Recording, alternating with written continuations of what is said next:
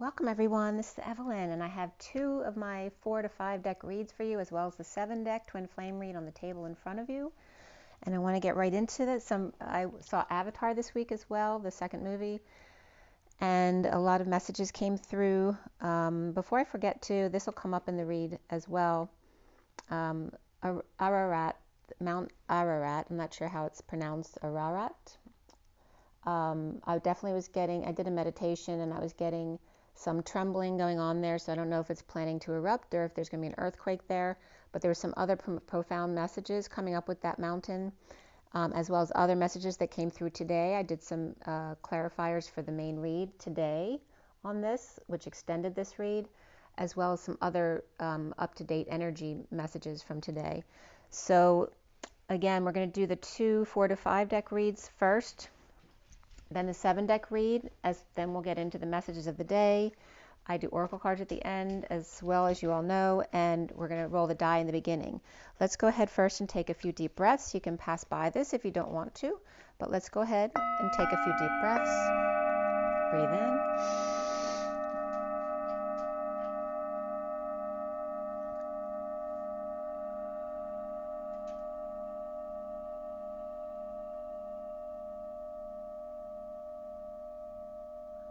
Another deep breath in.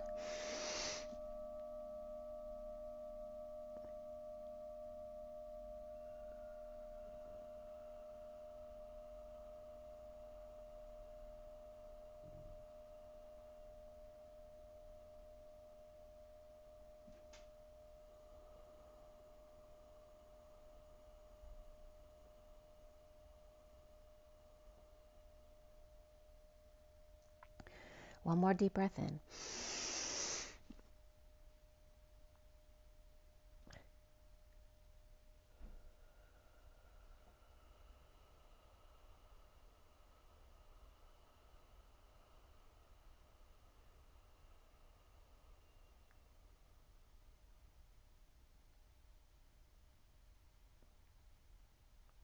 Sending lots of love and blessings out to everybody. I hope you're having a beautiful day. It's beautiful weather out today. And thank you so much for being here and sharing your time with me. This first read, we're going to roll the die in a second, but this first read here is 5 decks. We have the Journey of Love at the top, Nature's Whispers. This is the Wild Unknown Animal Guidebook, and then we have my half deck of Rider-Waite there, which just has people in it. And then we have down there is Metatron was the first deck. That's the Journey of Love deck. So again, for those of you not familiar, all of the cards to the left are the underlying energies. The cards to the right are the cards I'm supposed to count. And then there's 3 cards usually pulled out. Sometimes they're connected to another card on the end there, which is fine. I'm going to pull them up a little bit closer so you can see them better.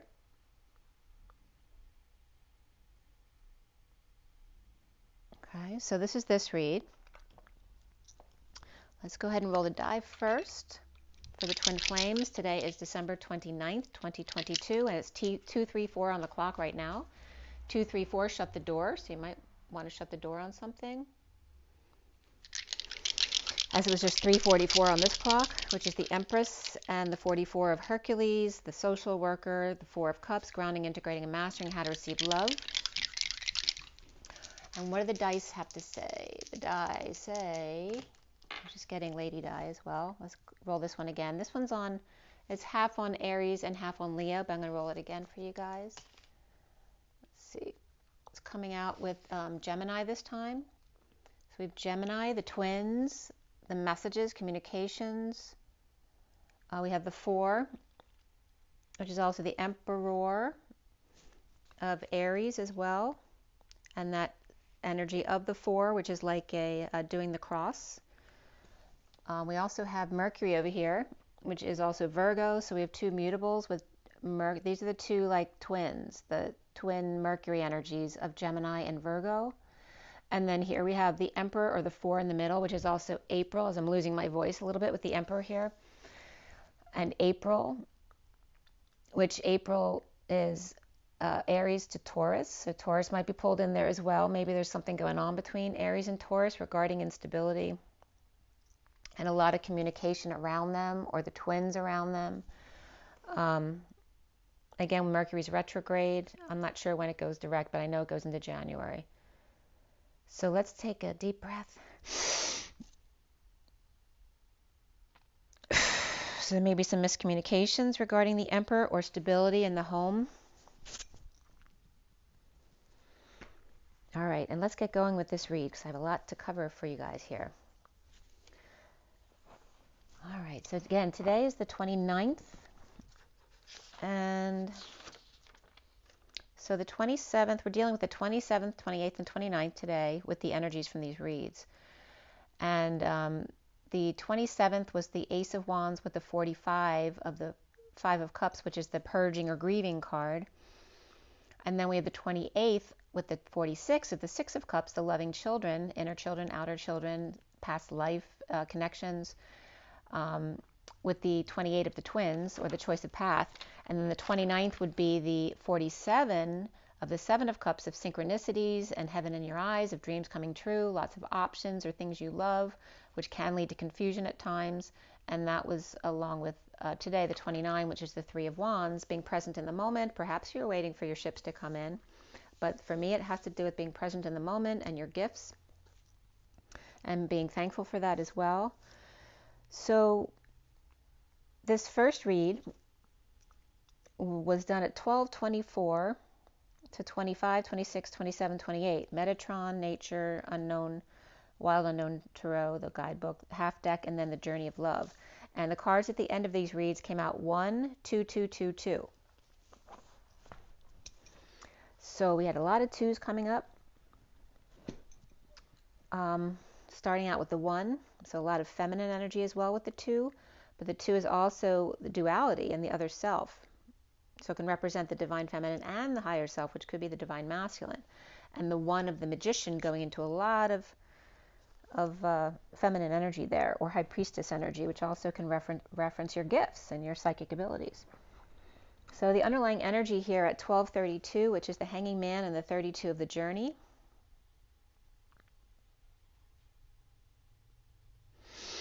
The underlying energy here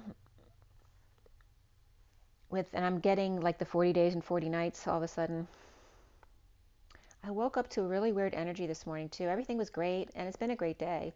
But when I woke up and I was still sleepy and I didn't want to quite wake up and I rolled over and closed my eyes, I got a really like yucky feeling, like a dark feeling, and I was seeing like electric currents coming in, which I don't normally see. So that is also a message for you guys to just be aware of all the subtle differences in your environment so you can understand more your own knowing of what's good and what's negative for you, or what you're not resonating with. So the underlying energy here was the 37 and the 17, which is unconditional love and the star of dreams coming true. But it's also the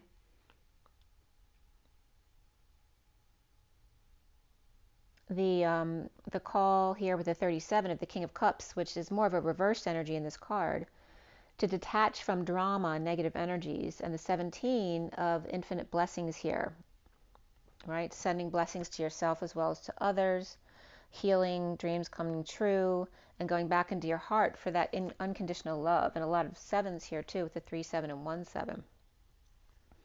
So the frog came up here with the High Priestess, which is number 2, the 29 of the Spiral Dance of the Goddess, and the King of Cups looking up at the sunrise to detach from the drama with infinite blessings, and fairy dust counting your blessings, as the frog in the rain sees fairy dust snow as depressing rain. But the High Priestess is patiently in their knowing, present to gifts and the moment in the Spiral Dance of the Goddess. The strangled ovary was coming up here. All right, the Spiral Dance of the Goddess being like the gangrene of the strangled ovary. And this is a release of that, gangrene release. And the ganglion in the eyes is coming up as well. I always get the gang lion there. And lion is very much a big presence today. So we'll get into that when we get there. But lion is very big today. So Leo, even though it didn't come up in the die, it's coming up in a different way. And notice between Gemini and Virgo is also Cancer and Leo. So the 4 could represent those two for some reason. Maybe that'll come up for me as the Emperor, or the stability in your life.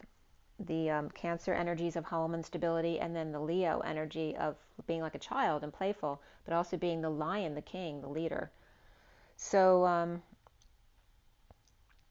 in the spiral dance of the goddess, as the King of Cups looks up at sunrise to detach from drama and infinite blessings, and again, someone seeing snow as depressing rain, but the High Priestess patiently in their knowing, present to gifts and the moment in the spiral dance of the goddess of the strangled ovary and the gangrene release. The reversal of tubes tied. Someone might have or might be having their tubes untied, their fallopian tubes untied. That, I suppose that could go for the masculine as well. Could be having a reversal of a vasectomy, but it was definitely a lot of feminine energies focused today.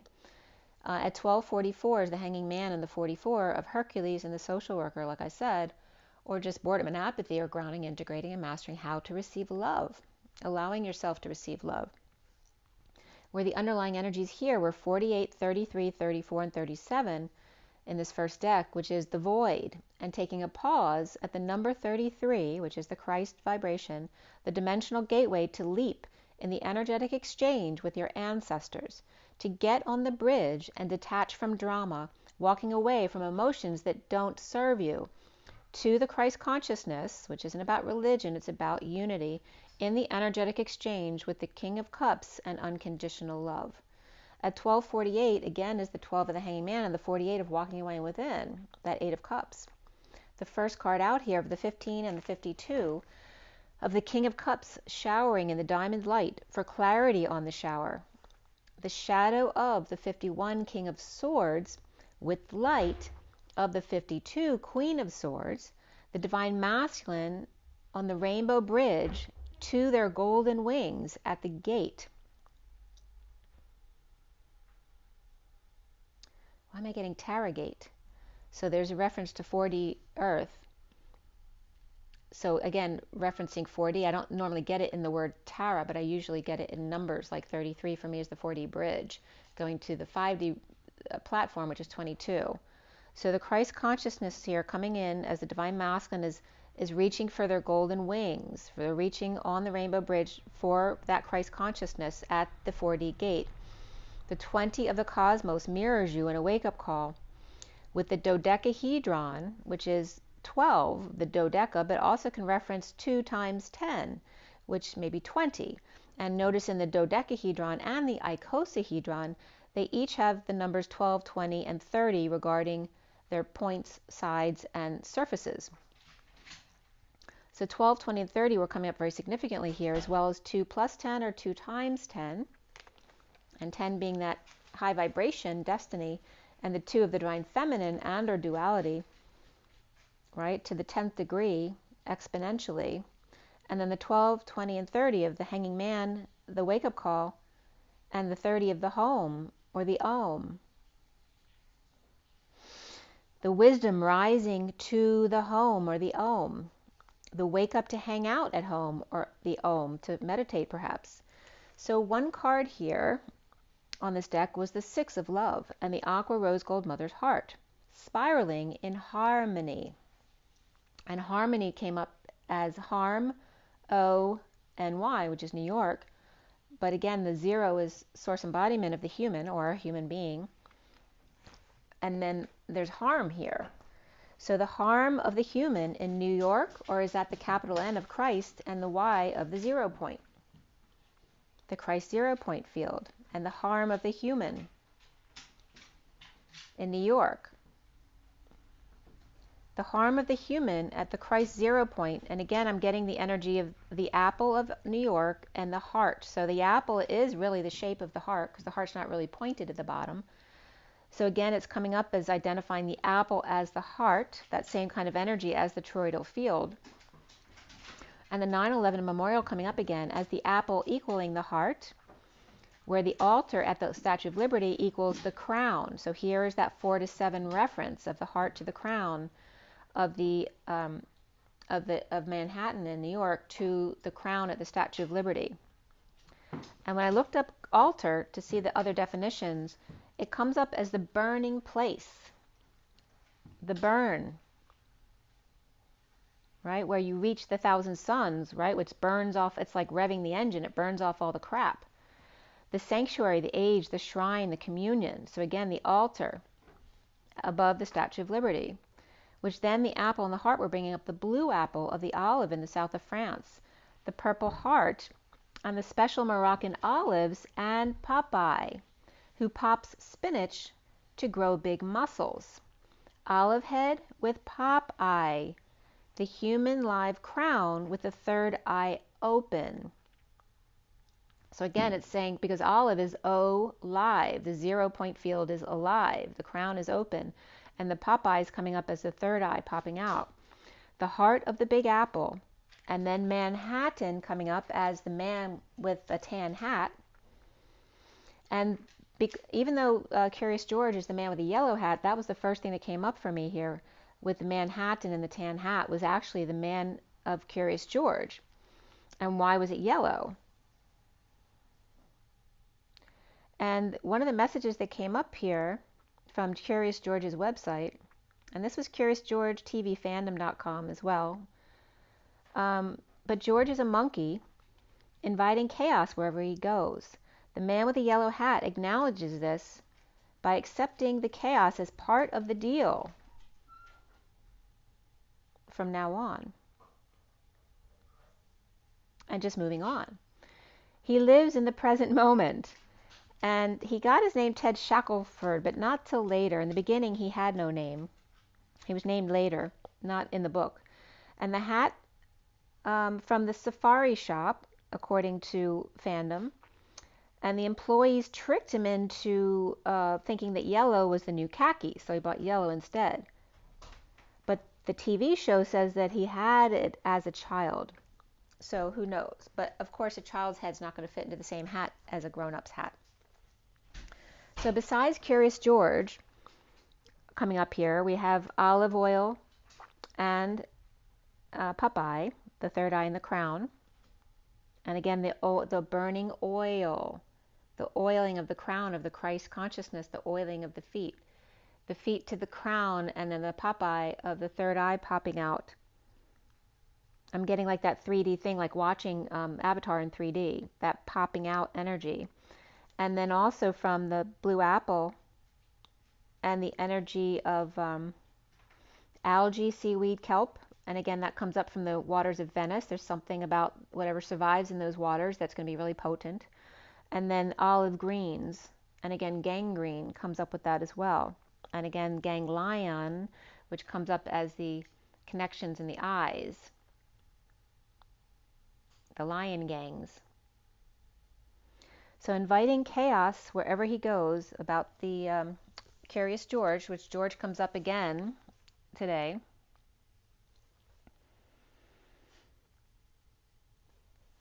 And Avatar. Avatar was a beautiful movie, by the way. You definitely want to go watch it. There's so many messages within it. And, actually what I wanted to tell you before I forget. In Avatar, when the son met the whale-like creature for the first time and they were swimming together, it took me literally into my Lemurian life when I used to swim in the water as a dolphin or with the dolphins, but I was just there. It was a beautiful, profound feeling, and I just cried at that moment.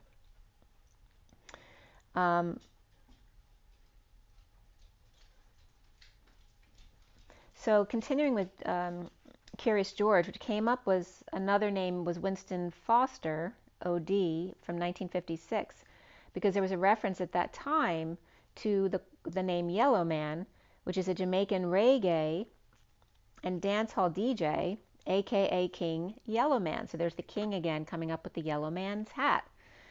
Very popular in the 80s with a series of singles. Yellow Man is similar to honeycomb toffee. Man in the Yellow Hat was devised by Sean Sanders at Devon in New York City. So there's New York coming up again with Curious George.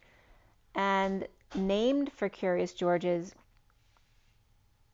the book series, as the patient guardian from the book series.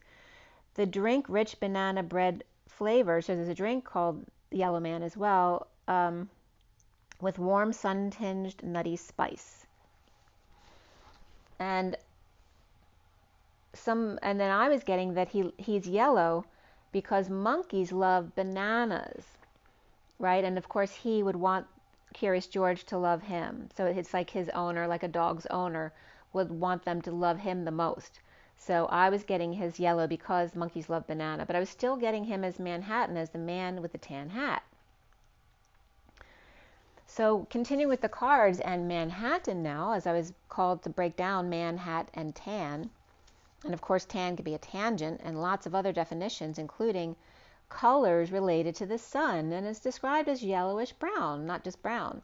So it is a yellow hat because it's tan, it's yellowish brown. The color related to the sun, to spank or beat. This is all tan, as well as the second cardinal, number 2. Celtic and Yorkshire for counting sheep and stitches and knitting. The shoot, the twig, the switch, the rod, the straw, the lot, and this being is tan. Fire comes up, as well as academia, doctrine, theory, branch of instruction, arrest, detainment, to hold on someone, to stop someone or something. Class, time, or a point in time. Tooth, to stay, reside. Dawn, twilight, to melt, dissolve, dissipate under. Vulture also came up there. Earth, soil, dust, ground, and smoke. So again, the earth, and then going up in a puff of smoke. But hat is a promise. It's a circlet or tiara. Dog, hand, to enter, arrive at, and to work all come up under hat, as well as the number 6 of love and the lovers and family, and to appoint as cardinal. So cardinal came up again in under a different word. And cardinal's coming up now under the emperor here, as that cardinal sign in the middle. So the man with the yellow hat, but emperor's usually the red hat type of energy. So we want the man with the yellow hat, not red or blue, but we want yellow in charge. Because it has to do with the man with no courage, which is a lie. Very beautiful energy, that message that just came up. So not red or blue, but yellow, which are the primary colors. In the primary race, there's going to be a yellow candidate. Maybe that's the one to pick, the man with the yellow hat. I love that. The independent one, right? The sovereign. The promise, the circlet of the tiara, the 6 of love, and to appoint as cardinal. And then another Turkish word, which Turkey came up so much this month, and that is regarding Mount Ararat as well, is Turkish. There's a big message around that. When I get to that, I'll let you know. So line and writing also comes up with hat and hatlan, or hatlar. I'm not sure which word that was. But again, having to do with a writer or the line, which is the leap between the 2 points. But it had to do with letters and writing as well, and Turkish energy, which came up. So I went into, I looked up Turkish writers, and I got Ferhat Orhan Pamuk, which was born 6/7/52, which references 67 of the Knight of Pentacles, the humble loyal servant, and the 52 of the Queen of Swords. He's a novelist and a screenwriter, academic, 2006 Nobel Prize in Literature. Also, Rumi came up September 30th, 1207, from Afghanistan, and passed away December 17th, 1273. Persian poet and Sufi mystic, and best-selling and most popular poet, Rumi, which I'm sure you've heard of Rumi before. And then Ali Kemal was a Minister of Interior of the Ottoman Empire in 1919. His birthday is September 7th, 1867. There's that 67 of the humble loyal servant again, and the 18 of the 0-point field of the purple moon. And the Hermit and the Chariot as well. And that's Virgo energy, 9/7. And he was born in Faith, Turkey. 11/6/22 he passed. A Turkish journalist, poet, newspaper editor, and government official. Turkish War of Independence, Ali Kemal was assassinated by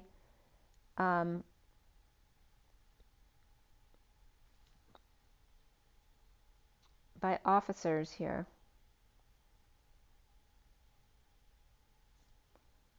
Paramilitary officers.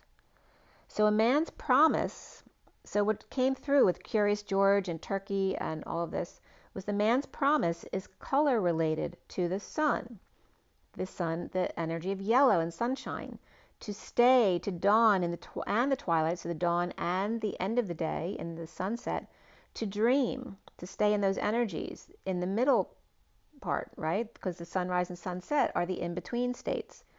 Or who wears two hats, both man as the human and the cardinal or the higher self, to be human and to lead by your higher self as well. So and Spirit's connecting with me very strongly right now.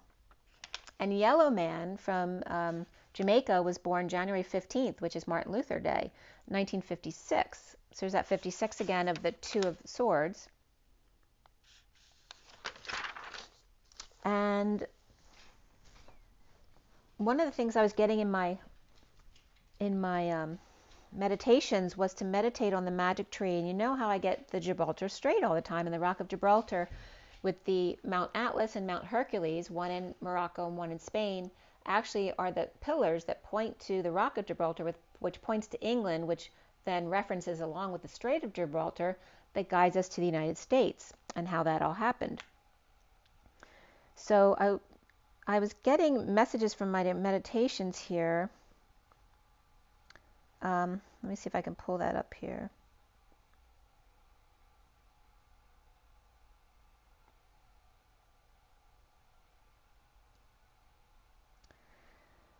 So I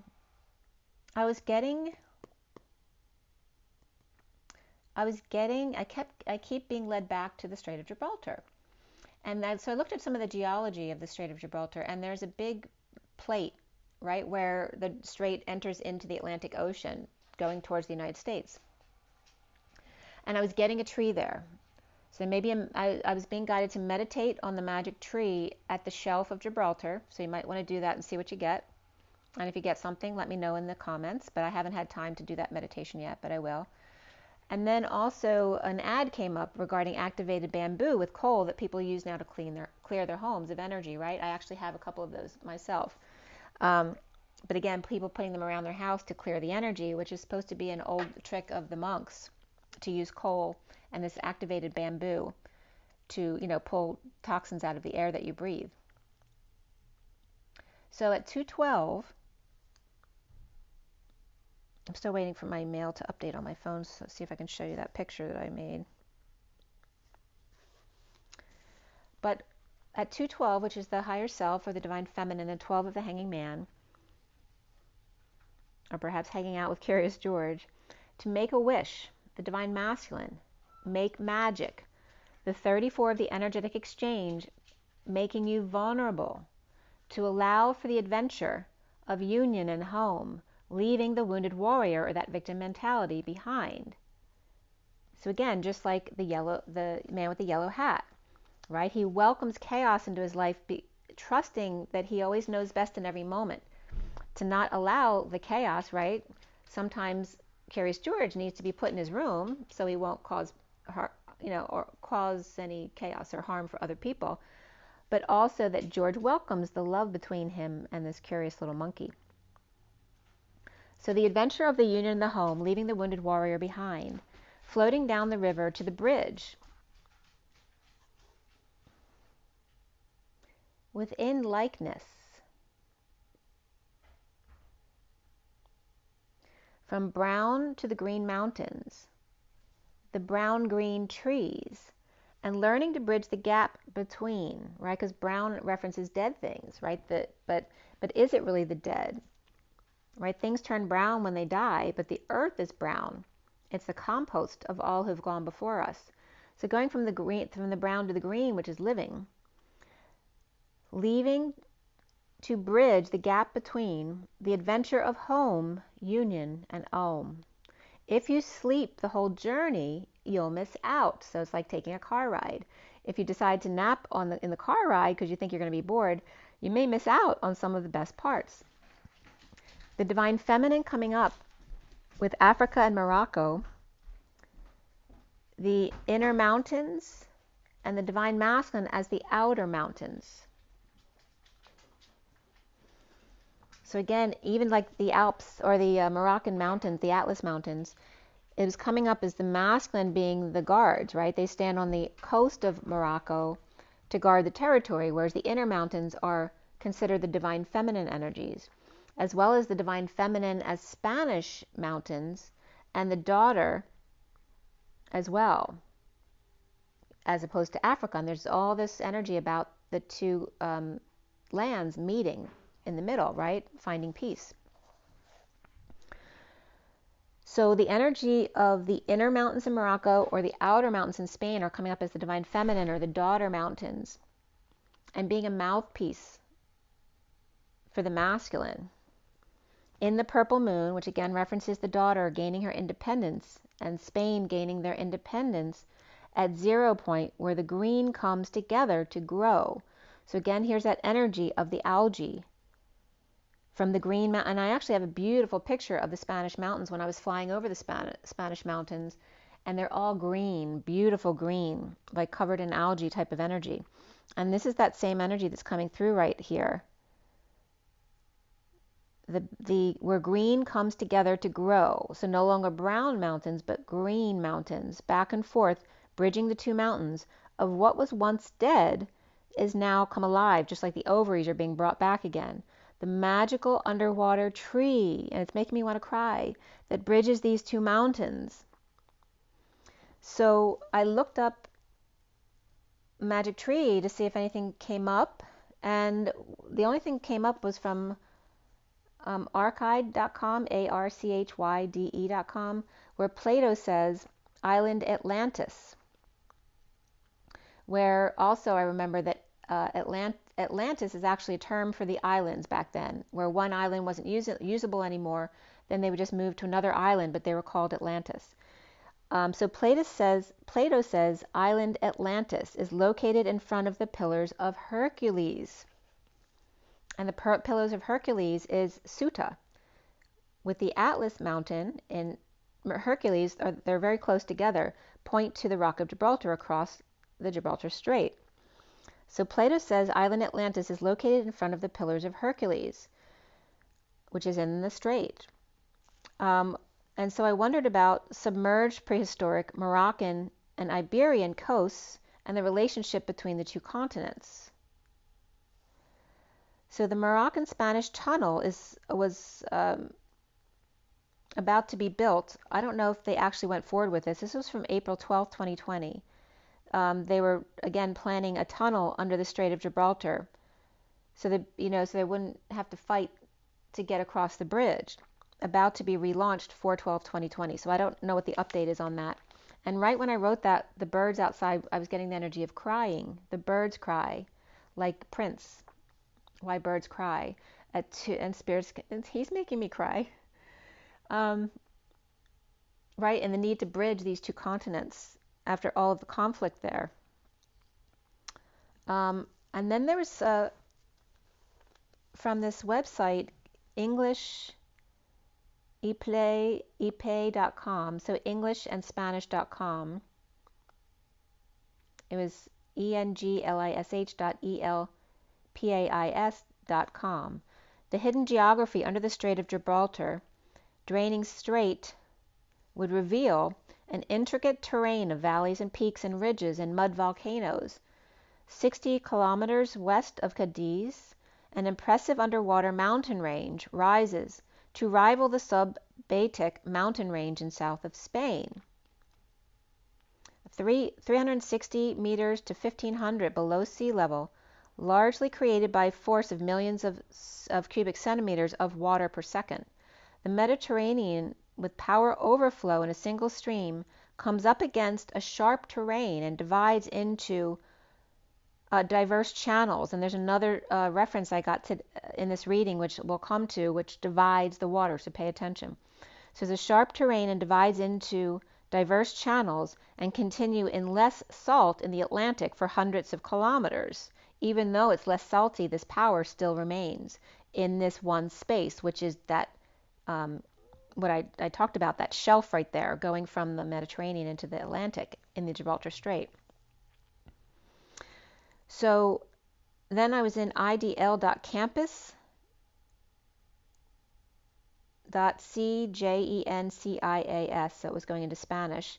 ulisboa.pt, ulisboa.pt was the website. So there's a picture of Madeira Tor Rise, and I meditated on Atlantis, or the Atlantic Ocean just past the Rock of Gibraltar.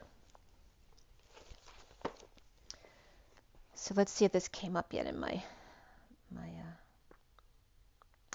mail's not coming opening on my phone. It's saying the last thing I got was 9:21, but it's not opening. So let's see if it will. So make a wish and go down the strait from the altar towards the Atlantic shelf. So going from the Rock of Gibraltar, which is the altar, and then the shelf is also an altar of the magic tree. I don't know if it's the same magic tree that's below Florida with the giant. So maybe another giant there and tree at the shelf. But then I was getting the magic tree. I drew a picture of this, which I drew online, but it's not opening on my phone. Is there something wrong with the mail right now or the internet? I don't know. I mean, I'm online. I can't show it to you because I put it in my mail just before I came on. So if it pops up, I'll show it to you. If not, but just imagine the Strait of Gibraltar and the arrow pointing towards the Rock of Gibraltar, which is English territory. So pointing towards England with Spain and Africa, the triangle right there, and then leading the trio, to the United States. The 50 of the potential gateway here of the magic tree, and the V of the mountains, but it just references what I just showed you of the triangle too, which I wasn't getting before. The V of the mountains,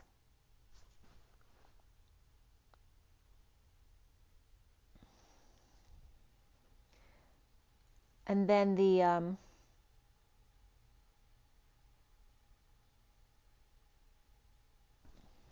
don't know why it's not coming up.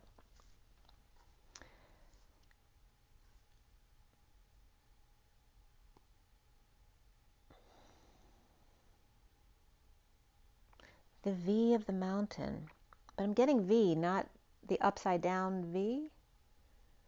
Oh, the V is the in-between, right? So you have two mountains. The V is the in-between the two mountains, which is the Gibraltar Strait and bridging these two continents. So the magic tree, the potential gateway there at the mouth of the Gibraltar Strait and the Atlantic Ocean. There's a lot of back and forth and salty water in the strait, but then it's much less salty in the Atlantic Ocean and is not as much of that push and pull of the twin flame energy. The strait has a lot of twin flame energy right there going into that shelf in the V, or the creation of the mountains. And the 30 of home is coming up there, right there at that bridge right there too, that shelf. And also, I don't know how close it is to the Bermuda Triangle, but there may be a reference there to the Bermuda Triangle as well, which we know there's an arc at the bottom of the Bermuda Triangle. So the 36 of the Atlas energy there, as we're in the Atlas Mountains, the number 36 card came up with the magic tree of the 10 of Cups of the family, of the ultimate emotional fulfillment is right there. The 36 of the Atlas and Atlas Mountains there on the way to Bermuda, which is a reference to England, right? The Bermuda Triangle, and Bermuda is English territory. And the intuition of the intuit connection, the twin towers of you and I, and the twin connection in the twin towers of you and I, Esther Williams, and synchronized swimming of that push and pull of a beautiful mind sharing. Okay, the symbiosis of coming together and sharing two very different energies to create a beautiful mind. And that kept coming up with the dragonfly card. So the Esther Williams energy of synchronized swim and the bathing cap of flowers, the crowning flowers, under the shelf at Atlantis, the Atlas Mountains, is the Borealis tree. The 3 keys, which is the 3 tree or the tree keys. And that's funny too, because magenta always calls tea tree, you know. That's funny. So the Borealis tree and the 3 keys of the 3 tree, the 3 keys of fulfillment, the EE of energetic exchange at the home of the Om, and the 10 of Cups, ultimate fulfillment of the family, which can also represent the enlightenment at the crown. And then English is the crown. And the Om of AUM, which is gold, and M is co-creation, and also mountains. The gold and the mountains, the gold co-creators, the ancient ones. So there's this energetic exchange, and we also, then we went to the United States to find gold, right? Going to California in the gold rush. And of course, the gold is the ancient one. It's God, old, the ancient one. So here's this back and forth twin flame energy. So see this as the twin flames in reference to our society, into our mission and what we're doing here right now. And they're coming up that they're showing you, you are the Gibraltar Strait. You are the push and pull that creates the push to the Atlantic Ocean that sent everything to the United States. The Omega here of the crowning moment, which is the Om of the home and the Ega of the feminine ego, the human feminine, along with the higher self of the Om. And the co-creation with God, right? The divine feminine has that more direct connection to source than the masculine does. But we both have masculine and feminine within us. But remember, the feminine body holds the womb. The 30, the symbol of Om, of the 30 with the crown above it, with the arc and the crown, the diamond. And also the cards here were 30 and 24 equals 54, which came up as the Page of Swords, which again we're referencing right here with Gemini and Virgo as the twin messengers of Mercury, which Mercury is in retrograde right now. And there's that retrograde push and pull, again representing the Gibraltar Strait, the push and pull of the twin flames at the same time. The enlightenment of the Om and the wake-up call, so the enlightenment or the Om is that 30 of the symbol of Om, but also the home, and the 20 of the wake-up call, which equals 50 of the 10 of Cups, the ultimate home, the ultimate enlightenment of emotional fulfillment. And the wake-up call to this, or the Queen of Wands and Page of Wands, or the Knight of Wands times 2, they all end up being 50. And again, the energy of quarter, or 0.25 was coming up, which equals halfway, right? Meeting each other halfway. So one side perhaps being very fiery, the Queen of Wands and Page of Wands, or maybe one side is very feminine, Queen of Wands, and the other side is more immature, masculine energy. Or perhaps the 2 Knights of Wands, who both want to be the ones who save the day, but you can't both be the heroes, right, in the duality story. Meeting each other halfway. So vulnerability was coming up with adventure. So the Vuln and Advent were coming up, that you are potent intuition in the twin tower of you and I connection, in the infinite blessings, where Vuln, V-U-L-N, is to wound self by biting the breast for your children. It's especially true with pelicans to feed their young. A vulnerability or weakness in software that can be maliciously exploited, right? Showing your vulnerability is V-U-L-N, so that somebody else can exploit it. The V-U-L is the root, full, to fill, to fulfill, which is that 10 of Cups energy, to bring into practice, to baptize, to fulfill, to root, to bring into practice, Advent, the second coming, that you are potent in the twit connection, the twin towers of you and I, and in infinite blessings. To fulfill Advent, and then the NER.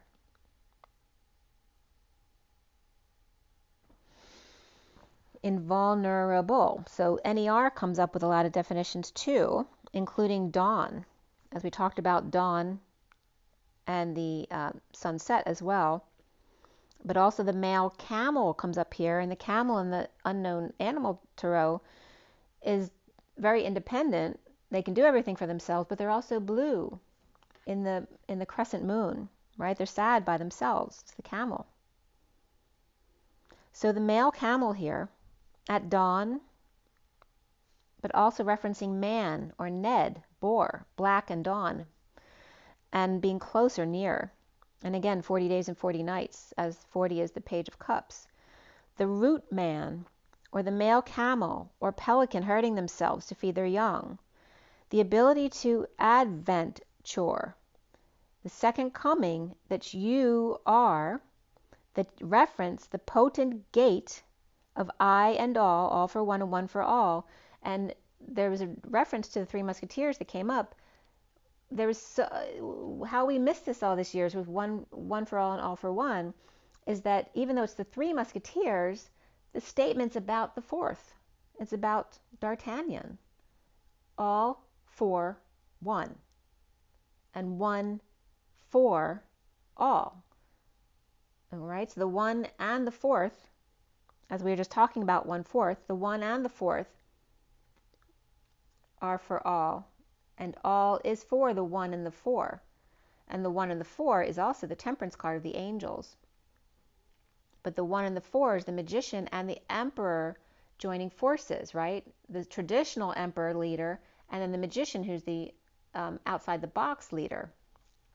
When they bridge together. This is the potent gate of D'Artagnan. It's making me want to cry.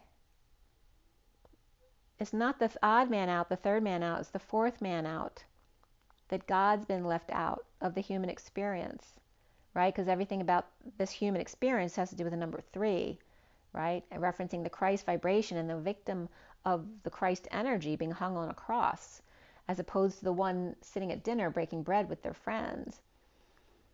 Right, the old way of seeing the leader and the new way of seeing the leader, and the potent, still making me want to cry, the potent gateway of the I am presence of I and all, of the 1 and the 10 of Cups family of emotional fulfillment, with the map of intent, healing the root to flower the crown. So when you imagine the earth and you're hugging the earth to clear the energies with your white light, remember you're healing the butt, the root, in order to allow the healing to come from within and rise up to the crown and open. The big picture of the rainbow bridge, of growing up to our other relatives, to the stars out there, infinitum, with infinite blessings for us, not just the ancestors of our human ancestry, but all of our other family out there in the universe. At 339 is the Empress and the 39 of the Knight of Cups, of the first card of the 35 and the 14, of the Wounded Warrior and the Angel, as we just talked about them, going from the Wounded Warrior to your angelic energy, or the human and your godlike energy, letting the old die. The fall and the winter of the tree, the culmination of the vision of brown when things die, with assurance of the rebirth of the green, of the heart, where 3 women and 1 child become 4 women of 4 seasons, not just 3. The 4 and then the 42 of the 2 of Cups, to let love be your beacon, or be lighter, and blush. A tree's leaf orange, and she becomes orange. So as the trees leave orange behind in the fall, into the winter, she becomes orange. She becomes very lush with the sacral energy. Remember, orange is also the orangutan. It is the ape within the human, right? That lower energy, which drives you to procreate. So she may be blushing in her sexual energy in the winter. At 341, which is the Empress and the Ace of Cups, where 2 cards came up with the 3, which is celebrating your differences. And this is the unicorn and the dolphin. The land unicorn with the horn, which makes them different than others, and then the dolphin with a fin that's curved that makes them different from others. Where land meets the sea in Avatar, which was all about Avatar's theme, where the land culture meets the sea culture. And Avatar means Ava's throne, as we lost my little grandniece this year, but she very much coming up through my grandmother as Ava's throne. And Ava means grandmother. So it's very much that grandmother energy of the tree in Avatar. It's making me want to cry again. The tree in Avatar, which is, they're telling me, is that shelf where the mouth meets the Atlantic Ocean. Riding horses or seahorses, the Empress and the Queen of Wands, reminding them when they're in their lower energies of the orangutan to be their best self always, right? The wild child, whether on dry land or at sea in your full emotions. And then I was getting very much Lyra. And so I looked up, I think it was just Wikipedia, Lyra, which Vega is that bright star in Lyra, is bordered by the Vulpecula, Hercules, Draco, Cygnus, and is 52nd out of 88. So the Queen of Swords is Lady Liberty, is coming up as Lyra. In size is 52 out of 88, the twin flames dancing side by side of all the constellations, and the 52 being the Statue of Liberty that has the altar above it. And Lyra is coming up as that Lady Liberty with the Vega star. And there's that energy of Venus with Vega, right? And then to the north of Lyra, the altar is Draco. So think about that as your shadow self. To the south is the fox, the Vulpecula. And then to the west is Hercules, her harvest. And to the east is Cygnus, or the swan. So Lyra, or this Lady Liberty energy, is surrounded by the fox, Hercules, Draco, and the swan. Now the fox is very loyal and likes to partner up 1-to-1. And the swan, we all know, likes to reflect. And Hercules, of course, is her harvest and the W of 2 U's. But what about Draco and that North Star energy? And now remember, there's the messages I keep getting about Orion too, is Orion seeing himself in the dragon with the twins standing on his shoulders as the twins. And now here we have Lyra representing Ava's throne, the grandmother's throne, that ultimate tree mother, which is also being referenced at the mouth of the Atlantic Sea, of the Atlantis Islands from Lemuria and Atlantis, where it all broke apart in the beginning, where it was put on a shelf. It's making me want to cry again. The energies of Lemuria and Atlantis, when that energy was shelved in the end of that era.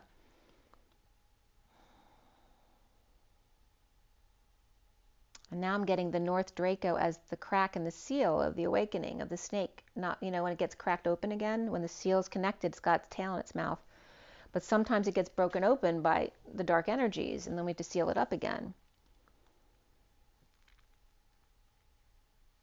So from the first picture of Lyra comes the lyre is supposed to be the lyre, the instrument, but it's also a vulture or eagle. And I always get in my cards as well, the vulture really looks to me like an old eagle. The falling vulture or eagle, and the vulture Aguila cadens, right? So the translation here of the different Lyran stars, where Epsilon Lyra is double, which is like the double diamond energy, double the trouble, right? Otherwise known as double, and Beta Lyra is a binary star of Beta Lyra variables, which can be variable stars as opposed to consistent stars next to each other, so close that they become egg-shaped, with natural flows from one to the other in variable flow, like the twins. So it's combining these energies of Lyra of both the double. I was just getting Patty Duke, right? The cousins, like identical twins, but coming up as the polarity or the bookends, where the variables come into the middle. That's that energetic exchange in the Gibraltar Strait, like the twins, going natural flows from one to the other. Lyra also has a ring nebula within it. Hermes made Lyra. Remember, there's a relationship that Hermes is also Thoth and is also Mercury. Hermes is the messenger, and we have the messengers right here with the altar in the middle, where Hermes made lyra from the instrument from the lyre from a tortoise shell. So here brings in the turtle here, who's slow and protects themselves, right? So he made this instrument from a tortoise shell, and it was given to Apollo. Which was then given to Orpheus to make music, was so great that even the rocks were charmed by Orpheus's music. So Orpheus married Eurydice, and you notice Euro is in that word, and Dice, D-I-C-E. So E-U-R-Y-D-I-C-E, who was a nymph or a nymphomaniac. You notice this. So Orpheus married Eurydice, a nymph. She was killed by a snake bite, or the Kundalini rising and coming full circle, because she wanted to rise into her higher self. So Orpheus charmed Hades into bringing her back on the one condition that he can't look back until he's fully outside. But he was tempted before he made it out of Hades, and so he faltered and then spent the rest of his life wandering aimlessly and regretting and regretting, of course, what he did, but rejecting all marriage offers. So he'd be alone for the rest of his life. And this is very much the energy I got with my eagle life, of the masculine eagle flying alone forever and ever and ever when I went into the harmonic egg. So here's this energy of both the masculine and the feminine, right? So she died, and he wasn't allowed to come back and get the twin unless he could leave hell without looking back at the past. But he faltered, and so then she stayed in that underbrush in Hades. She had to go through her dark night of the soul without him, while he wandered aimlessly, rejecting all other marriage offers. But anyway, this is just a reference of the connection here. So Lyra has one star that's like an egg, like the 0 point. It's got another star that's double-double. It's got a ring nebula of the commitment and the circle of the human, and the eagle diving, which the eagle dives to mate. It dives and rises again over and over again. Hermes, Mercury, and Thoth made lyra, or the lyre, from a turtle shell.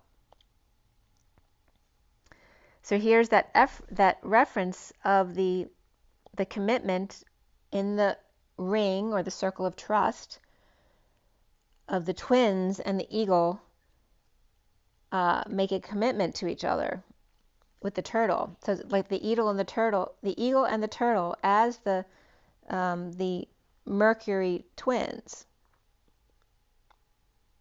right? Where the eagle dives and the turtle goes into their shell. There's that back and forth energy. With the fox, which comes up here as the divine feminine, right? Where the divine feminine probably always sees the fox and sees it as the masculine, but she's coming up as the fox right here. So there's a very significant energy in Hinduism of Cygnus, the moment of the universe. The Cygnus in Wikipedia is the time of day of 4:24 to 5:12 a.m. I'm not going to say it right, but Brahma Muhurti, the moment of the universe, which is very auspicious in Hinduism. But also Cygnus is Pegasus's brother. So the horse and the seahorse. There's two brothers here. Perhaps seeking Andromeda's attention, as the last card is number 24, the Queen of Wands, right? The drama queen.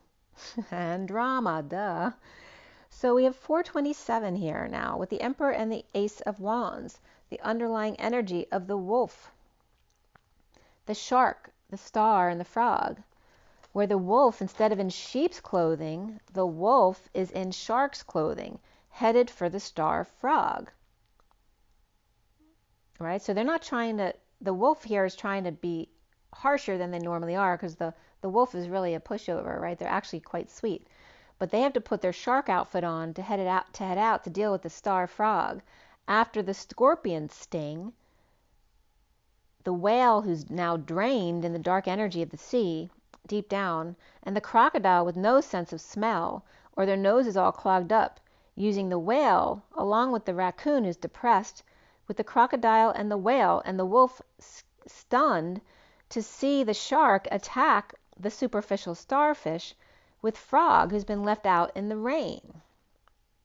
And now I'm getting the who of love rain on me. So there's the frog longing to be the prince, but left out in the rain, and the wolf stunned, sitting there stunned, to see the shark, or see himself, attack the superficial starfish or the frog left out in the rain, and was so surprised that they never thought they could do something like that, and they did. At the 433, being the 4 of the Emperor and the 33 of the Christ vibration, the first card here is the octopus, with their thinking cap turned way on, and the October opus, or the 8 of infinite life's work in October, or the 8 of infinity. The dark goo that reaches far and wide through all the vents, like toxic air in the house. The toxic goo that reaches far and wide through all the vents, or add vents, maybe you're adding vents in the house, or more ventilation, or more ways to ventilate the air in the house. In the dance of the infinite life's work, where the dark goo is reaching far and wide through all vents or avenues of the world, and Advent, the second coming of Christ, of that unity higher vibe consciousness, at 436 is the Emperor and Atlas, the gazelle, the horse, the calm and graceful, the swift and strong, as the King of Cups, star frog in the rain, and the male camel, which is that word ner, N-E-R, ner. I was just getting like a horse saying ner. I don't know if that's a camel sound, but the King of Cups, star frog in the rain. But the King of Cups here could also be a feminine, because when I did this read, and I did an overread at the end today for you guys, the King of Cups is coming up as the Queen of Swords, upright, but with emotional manipulation or emotional detachment. About the activated brain, the octopus teacher with legs that act independently from the mainframe, the frog witnessing the octopus as the gazelle and the horse are clean and healthy here, right? They're making this their life's work to get healthy, or to see how the other guy does it. And the gazelle and horse together were also coming up as Teddy energy, the Jenna's dog. I don't want to say my dog because he's not my dog, but in your eyes, it's our dog. But Teddy, or your dog, is coming up as this a filter for your house. They're literally filtering the energies of your house as that pure. And Teddy looks so much like a horse and a gazelle. Like, he's that energy. He's so, you should just see him lying around the house. He's so beautiful and graceful. And he's so fast and quick. He's like a horse, but he's like a, I don't know, like a, it'll come up, actually what he is will come up today. So 2 cards then came up of tarantula and camel. And the tarantula is very much about crossroads here for the camel, who's blue.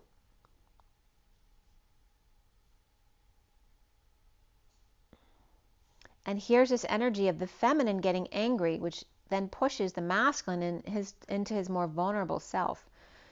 And then camel cigarettes were coming up as well as addictions. So physical addictions coming up here, like smoking. And that definitely was something that I dealt with this week with somebody.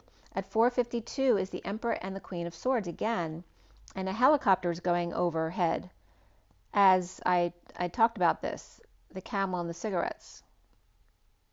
So there's a negative connotation to the camel because of cigarettes, right? Because there's a brand of cigarettes called Camel. And there's a negative connotation for me, there was from my childhood, of an elephant, because my brother used to tease me and call me an elephant. But as you all know, the elephant is such an auspicious energy, and so we need to clear ourselves of these innocent little miscommunications, negative connotations to the elephant or the camel. And then the octopus as well. The October opus, right? Who has a negative connotation about an octopus, right? Yuck, or you don't like to eat them, or yuck, right? But it's the octopus teacher may have changed all that energy for you, as we saw how an octopus lives and dies for their children. The October, or 8, opus, the life's work, from the frog to the prince. The gaze of El Horse pushing the camel onto a lonely path. So it's this energy of the gazelle and the horse, the graceful gazelle and El Horse, which can reference a Spanish reference there of the horse, pushing the camel in the desert onto a lonely path. And I'm getting the Serengeti plains with the gazelles. So the Spanish reference to Africa, as we're talking about Spain and Morocco.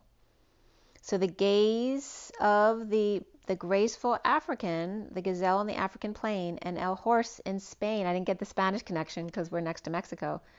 But this is that bringing us right back to the Strait of Gibraltar again, who are pushing the camel onto a lonely path to reach America. At 4:55 is the Emperor and the 55 of the Truth. Oh, by the way, and that's when the helicopter came up, when they're pushing them through the strait off into the Atlantic Ocean. The independent camel. And the elephant's path. And remember, there's an African elephant and an Indian elephant. The Africans are bigger. I think they have bigger ears. At 4:55 is the Emperor and the Truth of Excalibur, but also the Shaman's Truth, who lives from the land. The underlying energy of the High Priestess after the Knight of Cups, offering love after the Page of Cups, is hiding behind the Emperor, which can be the Emperor himself, his inner child, partnering up with the King of Cups to offer love to one who can't sleep, or whose eyes are burning up or stressed. The Queen of Wands getting the Page of Swords message from the High Priestess to step it up, or else... ... silence.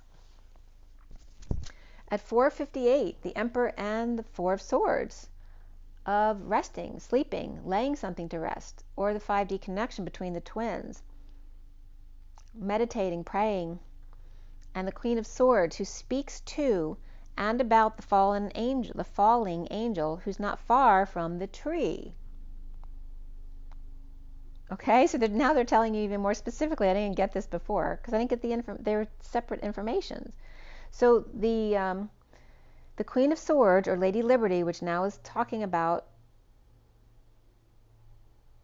the energy at the shelf, not the Lady Liberty here, but the one, oh, because there's a Statue of Liberty in France as well. So there's a French connection here, of course, because of Morocco. The French connection to Morocco, where the Queen of Swords speaks to and about the falling angel. That's not, oh, and there were, the falling angel is the Christ statues in the sea. Because there's a couple of them, actually. There's one in Florida, but there's one in Italy, literally, of the statue of Christ that sank down to the bottom of the sea, which is very deep. So we're bringing in France and Italy here to the mix, because they're related to the border right there as well. The Queen of Swords speaks to and about the falling angel, who's not far from the tree. All right, the falling angel of the Christ statue in Italy, falling to the bottom, is not far from the tree, this magic tree at the shelf of Gibraltar. The Queen of Swords to the Queen of Cups, lover, or of affection, or the silence of the King of Cups, frog, and not backing up the Queen of Swords when she speaks to the Queen of Cups, focusing on lover or Gemini, or talking to a friend perhaps, or again, the talking twins here, of the Gemini twins, of the Virgo and Gemini.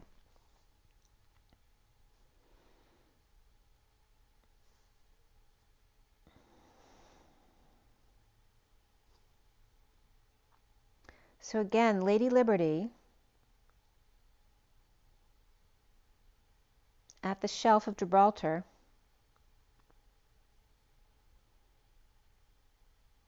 It's like a whispering bench. From Statue of Liberty to Statue of Liberty, right? From the Statue of Liberty in France to the Statue of Liberty here. There's a whispering bench, which is also included, the shelf here at the Rock of Gibraltar. So the Queen of Swords and the Queen of Cups.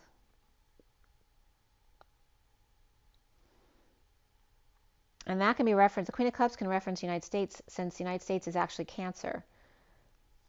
So the lovers of the Statue of Liberties and the altars above them, those of affection, or the silence of the King of Cups, the frog.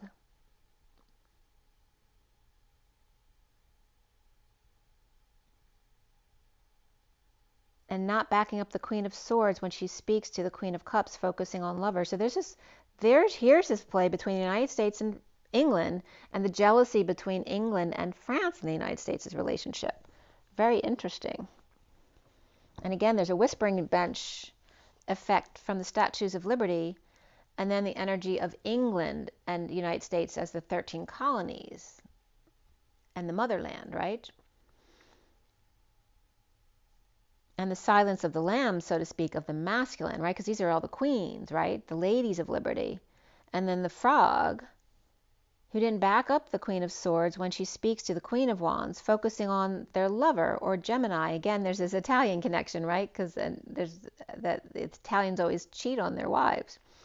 And the reason for that is because it's a Catholic state, and in Italy you can't get a divorce unless you've been completely apart for 5 years. So it takes a long time. I don't know if that's still true now, but it was way back when I was married to an Italian. So there are two cards, the Queen of Pentacles and the King of Pentacles here, which came up together several times this week. And the King of Pentacles not supporting the Queen of Pentacles, nor the Queen of Swords. Here's them again, the masculines not supporting the feminines, or making fun of them, right, to make them less than. At 5:04, and now it's bringing up the teasing of elementary school, of the boys pulling the girls' hair when they like them because they want to get their attention. The 5:04 of the 5 and the freedom, and the 4 of the stability. And the dance between those is that energetic exchange of the twins pull, right? When you're in freedom, you want stability. When you're in stability, you want freedom. The dance of this energy, and the dance of the bulls, the running of the bulls. The 25 in the underlying energy of the Knight of Wands and the seed of the heart. And there's again that Italian Spanish energy of the masculine energy, right? Wanting to run in and sweep you off your feet as the bull. The seed of the heart, the 50 of the 10 of Cups, emotional fulfillment of the cloak of the family. The Knight of Wands, seed that is planted into that 10 of Cups family of trust and support, right? If I do this for you, you do something for me. The backup of the 52 of the Queen of Swords, the ancient ones. No longer under the cloak of the quote-unquote family, right? And there's the mafia connection coming up there as well. Or that could be referenced to the elite as well. The masculine protector and lady of light, and the 68 of the Page of Pentacles, calling you to drop into your heart. An opportunity or invitation here of the 22 of the Fool's Journey, opening their heart to leap into loving all that is. The Fool with an open heart, holding space and loving all that is. For the 14 of the Angel, as we started off here, with the wounded warrior, becoming their higher self as the angel. The 14 of the falling of the feather, light as a feather, the angelic one, their angelic side, and the 27 of the ethereal touch of the Ace of Wands. Remember that any Wands energy has ego mixed in it. If you take out the ego, then you get that pure inspiration of the ethereal touch, light as a feather, inspired to be gentle. The 29 being present to the spiral dance of the goddess and their gifts, and opening up the ovaries of the twists and turns, the journey of the egg into the womb. At 5:11, which is the Hierophant, and the 11 of justice, truth and balance and alignment, and the 46 of the freedom fighters seeking justice. And the 46, I was just watched that movie again too with my daughter and my son, about the teacher, I can't remember the names, but the teacher, I think it was in California, teaching, in a bad area, where she actually gets them in touch with the Holocaust survivors. I can't think of the name of the movie though. So the 46 here of the innocent inner children loving each other, no matter what they look like, being able to relate in this classroom of Black African American students who grew up in a war zone, and now being able to identify with the Holocaust survivors and understanding, bringing them one step closer to oneness of being able to see each other's similarities, allowing the inner child and the child to let the light in, right? Not only from their perspective, but giving them a chance to see other perspectives around the world. The 15 of the devil and the Capricorn energy, as the mother prays, as the mantis, right? That tough love of the mantis who bites the husband's head off. She only does that with the mate, right? She doesn't do that with the children. So the mother prays as the mantis being with tough love. And do you have a disconnected connection to the mantis beings because you see them as negative or tough or bad? Because I met a mantis being once, and they do have a harsher energy to them, but it was a very benevolent energy. The 26 and the 48 of the Page of Wands going within, the guardian of the soul family, of man of the earth and women of the sky, where one wants the light, one wants what's best for their kids, and one wants a family of their own. And 2 cards of the 70 of heaven and the 2 of Pentacles being a duo, performing together, or perhaps just doing the daily grind and trying to be 2 people at once, projecting the Milky Way or the mother through the eye of the beholder, through that needle of the twin flames. The 2 duo performing together in heaven. I'm in heaven. And again, the Green Mile comes up here again today in another way. At 516 of freedom and the tower, the freedom fighters of sudden events, and the twin towers of 2001, and the mother projecting the Milky Way, the way of the mother, through the eye of the tiger, or the father, the eye of the beholder, how he sees her. And I was just getting Caesar, which is pronounced Cesare, home of the ray. So that was your first read. Very powerful, as you can see.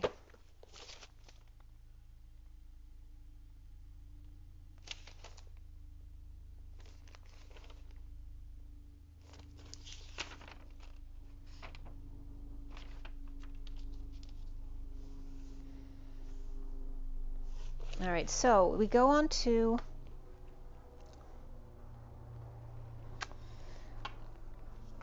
again, I was getting this energy of the dragonfly and the beautiful mind, which came up in some other cards that I had pulled yesterday. Again, in meditation, they're really calling us to do some deep meditation here, from root to the crown. So go through, and this is a Cryon titling. Cryon is the, I think she's from South America. I'm not sure what her culture is, but she's on Cryon a lot with an accent. It sounds like a Spanish type accent, but she comes in as a mother energy and does a meditation sometimes, or just talks about Cryon stuff. And the centers they call, the root chakra is trust, then the sacral chakra is faith. The central they were calling as due diligence, but just to remember it more easily, for me it's more about confidence of your spiritual knowing, every day, your spiritual practice. The heart is compassion, the throat is courage, the third eye is patience, right, to see your visions, and then the crowning of gratitude. So really to go into those energies, and if you don't have to do anything, just go into each center, picture the color of the center and that word, and just see what comes up for you that needs to be cleared. So really doing some fine tuning here and clearing our chakras and the energy of the dragonfly in a beautiful mind, from trust to gratitude.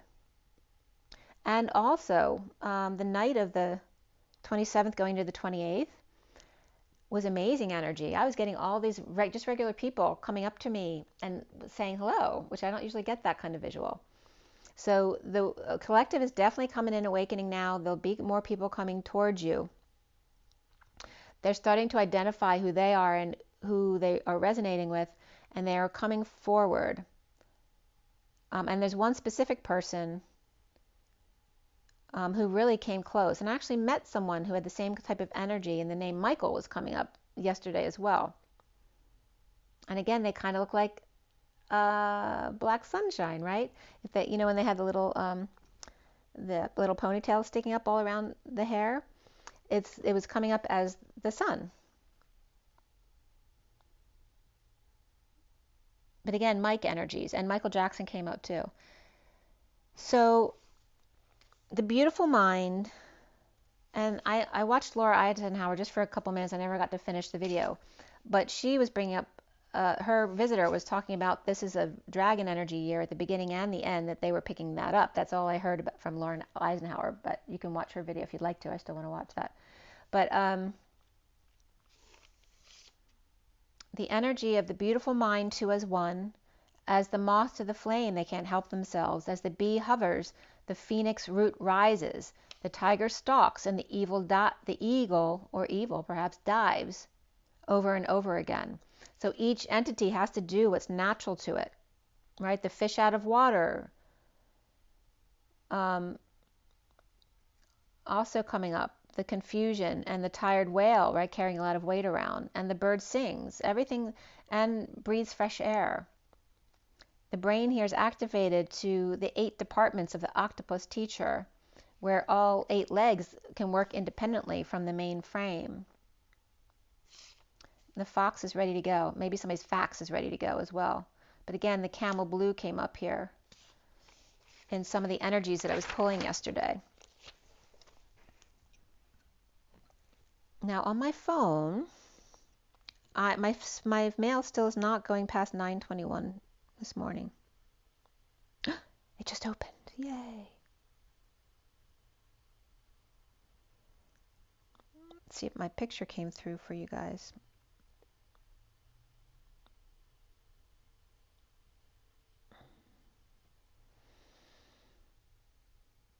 Nope. I sent it, but I guess it didn't go through. Maybe my pictures were too big.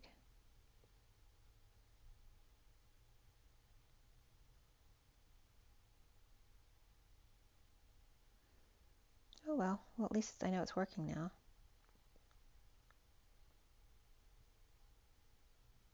Let me see in my sent, if it's sent.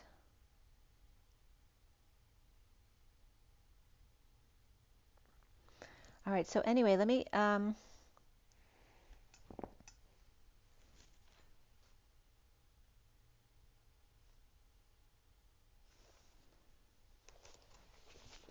so I was doing this other read for myself, and towards the end, I have to read to you because it was bringing up energy messages for you.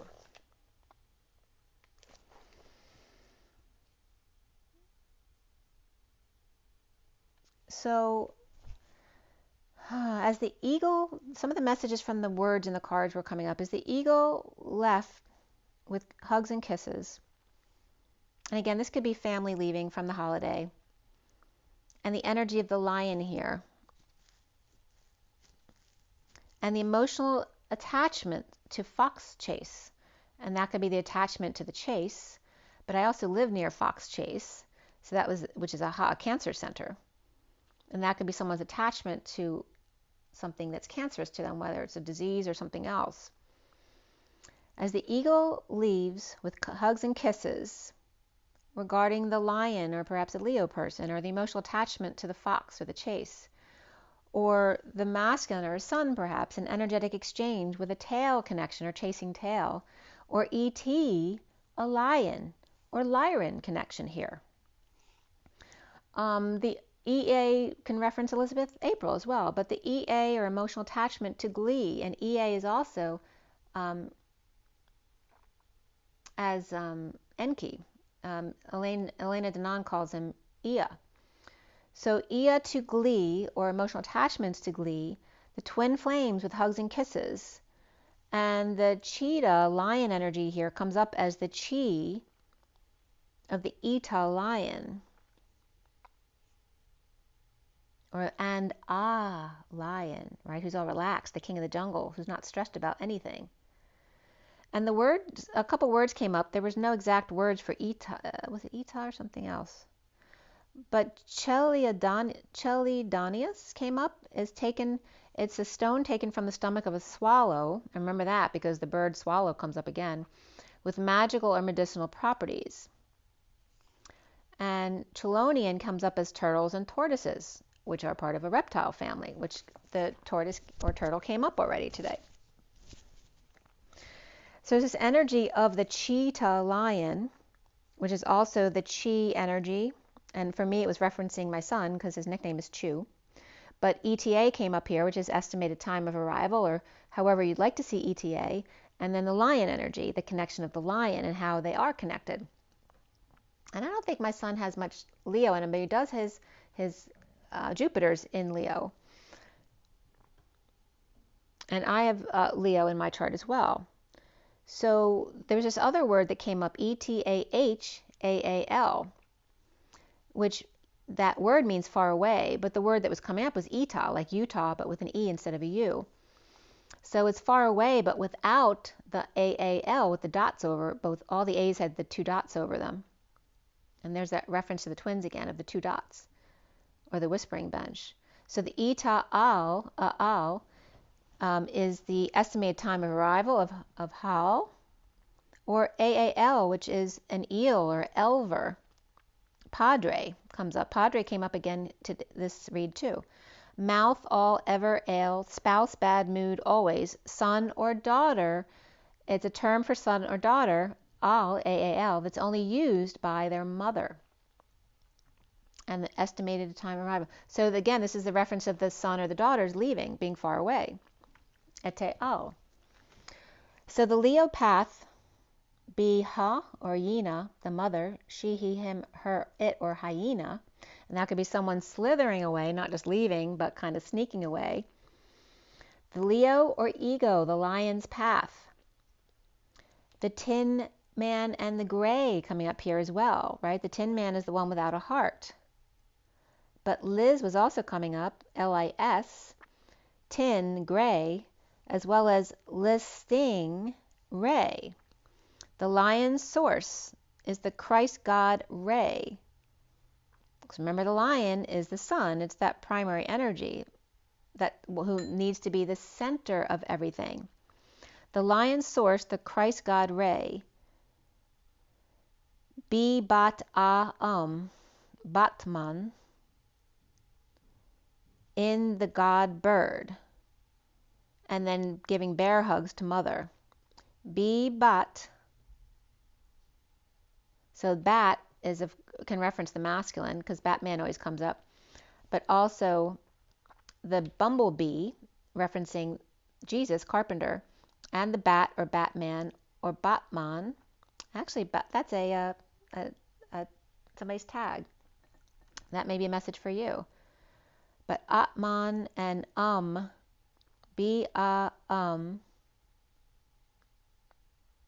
and again, the bat lost in space. This is someone who can't get their words out. In the G-bird. G-bird can be reference to a bird of God. It can be G-force bird. And the bear hug to the mother here. And now I'm getting there in a hurry, if I could.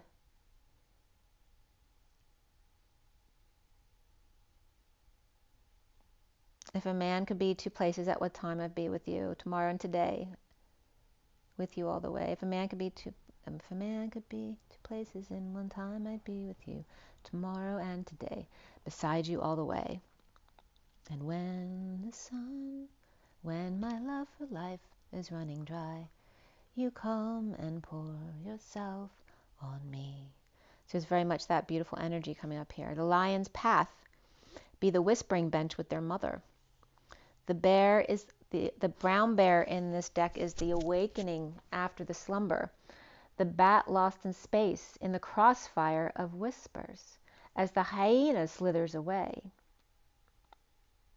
All right, so there's 2 coming, a bear and a bat coming together as the hyena slithers away.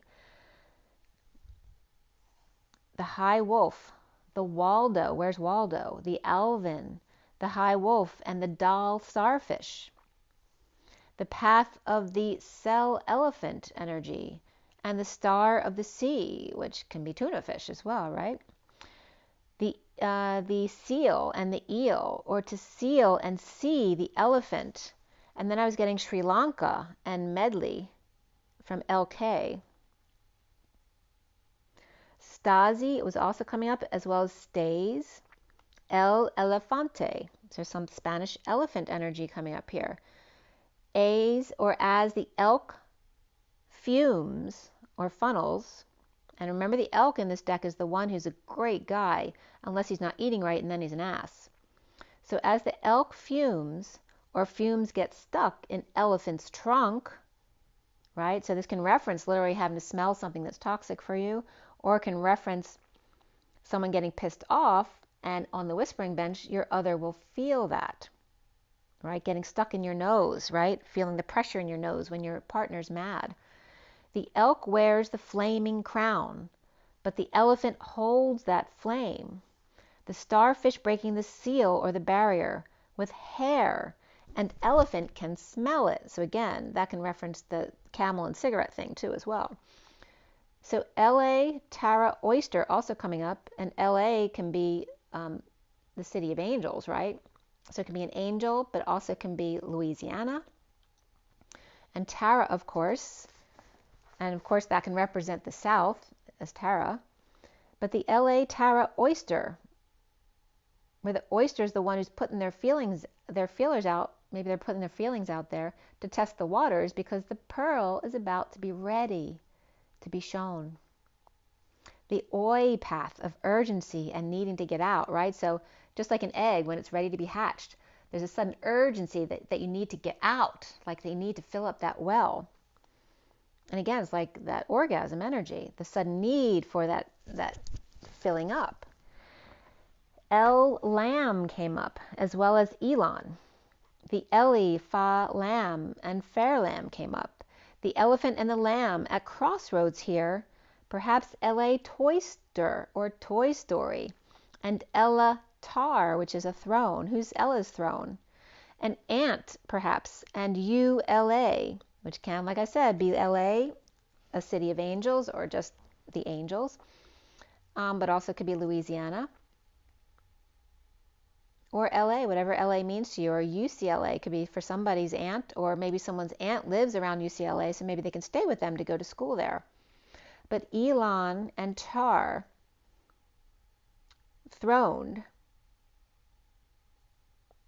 Elon's not, is he planning on running for president? I don't know about that, but that just came up because of the yellow thing that came up earlier. Now the yellow ray as the sun's coming up here too. And Z-Play. And then Warner Brothers came up with WB, and Elon Musk is EM, is the M of the co-creation of the mountain, of the mother. But Warner Brothers came up twice yesterday for me. And then Mount Ararat, or I don't know how it's pronounced, Ararat. The mount in Turkey came up. So I looked up Mount MTAR, and that's what ended up coming up. So first, local areas that were Mount ARs came up, and the casino in Poconos came up, as well as the mount in Turkey that we're going to talk about. And this was coming up from answersingenesis.org, because there's a big significance to Noah's Ark regarding that mountain. It's a very young volcano in an unstable region. What does that sound like? The Gibraltar Strait. Mount Aloysius College also came up, which I've never heard of, but it's a college in Pennsylvania, in Crescent. And then the quote, the ark landed on the mountain of Ararat on the 150th day, and this is from Genesis 8, I don't know if I wrote 8:4 or 8:14. I think it's 8:4. But the ark landed on the mountains of Ararat on the 150th day of the flood, or the region there. The U.S. Air Force plane took black and white images of the northwest side in 1949, revealing a large object that resembled a portion of a ship that was made public in 95. 1 mile, and then I was getting the green mile, below the peak is Ahura Gorge. Curious George, Hagopian, who's Armenian, claimed his uncle took him on top of the ark as a young boy in 1908. The Turkish guide Ahmet Ertuğrul reported compartments from an ark's interior. On the south side, he took pictures in 2008 and reported to NAMI in Hong Kong-based ministry at 1244, which is the hanging man and Hercules, or the social worker, or grounding, integrating, mastering how to receive love, perhaps boredom as well. So Noah's Ark came up at 1244. No ahs about it. And at 1245, the heavy rains exposed a large ark-shaped form in 1948, about 15 miles or meters perhaps from the summit. In 1960, an expedition found only dirt there and rocks, but an explorer, Ron Wyatt, went back in the 70s and 80s and said they found an outline of metal fittings used using a frequency generator. In 1953, an expedition found wood at Mount Coody, or Judy is also referenced there. And in World War II, Ed Davis saw the remains in Iran. Bean and like rocks on Mount Suleiman, Suleimen, and Mount Ararat, which is a stratovolcano or cone-shaped, a modern mount actually with a greater and lesser mount, coming 420 square miles, which is the time of my son's birth, coming 420 square miles dormant, but recently active on July 2nd, 1840. Which July 2nd is actually the day I met my twin. So that 7.2 and then the 1840 with earthquake of about 7.4.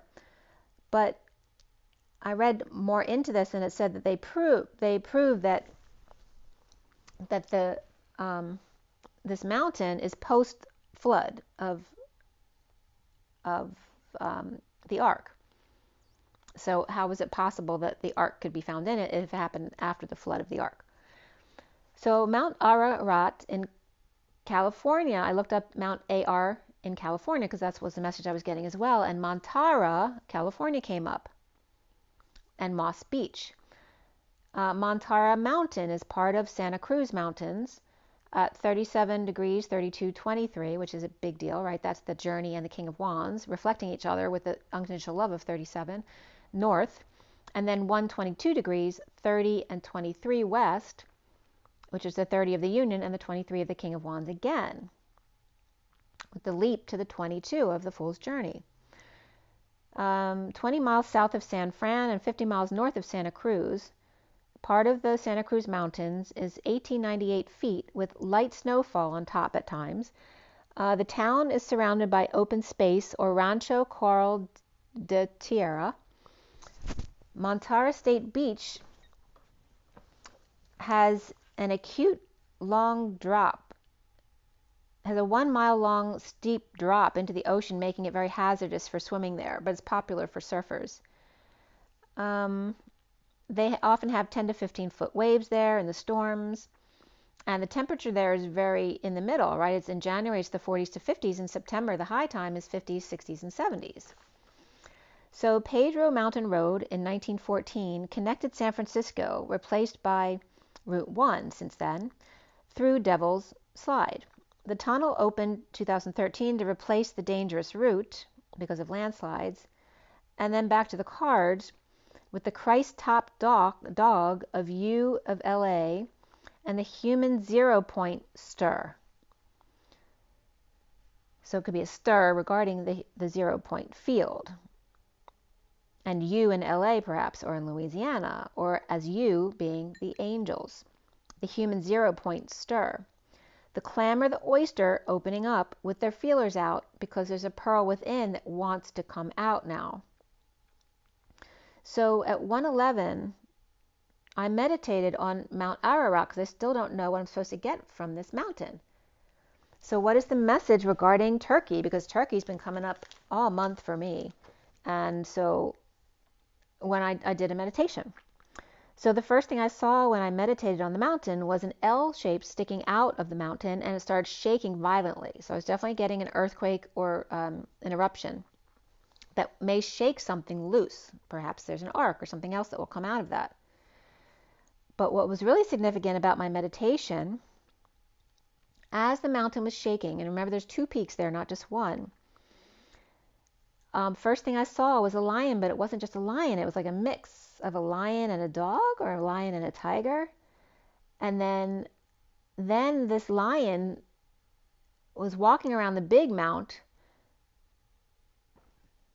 It was coming around forward around she'll be coming around the mountain when she comes. It was coming around the big mountain and made like an 8. So walks around the big mountain and comes back to the middle again and turns into a puma, and then walks around the littler mount and turns into, then I see like a bulldog or a pug standing behind a rock that was like a puma pug.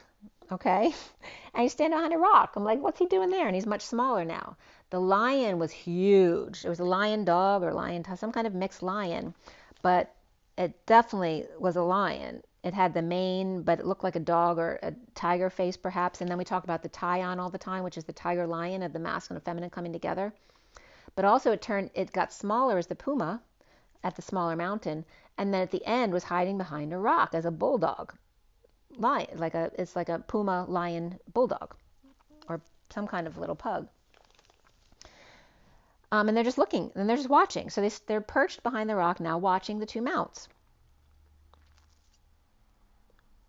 So comes in like a lion in the large mountain, out like a puma, the smaller mountain, and peacefully then walks away. The puma bulldog then parks behind this rock and watches.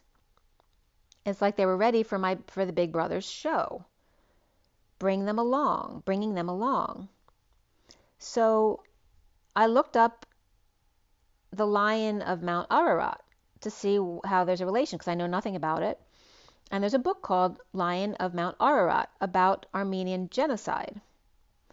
And then Aralez came up, an Armenian dog-like mythological creature or spirits who lived on Mount Ararat, believed that Aralezes descended from the sky to lick the wounds of the fallen heroes so that they could resurrect and offer praise with Ara, which is the god energy, the beautiful, and the Shamaram.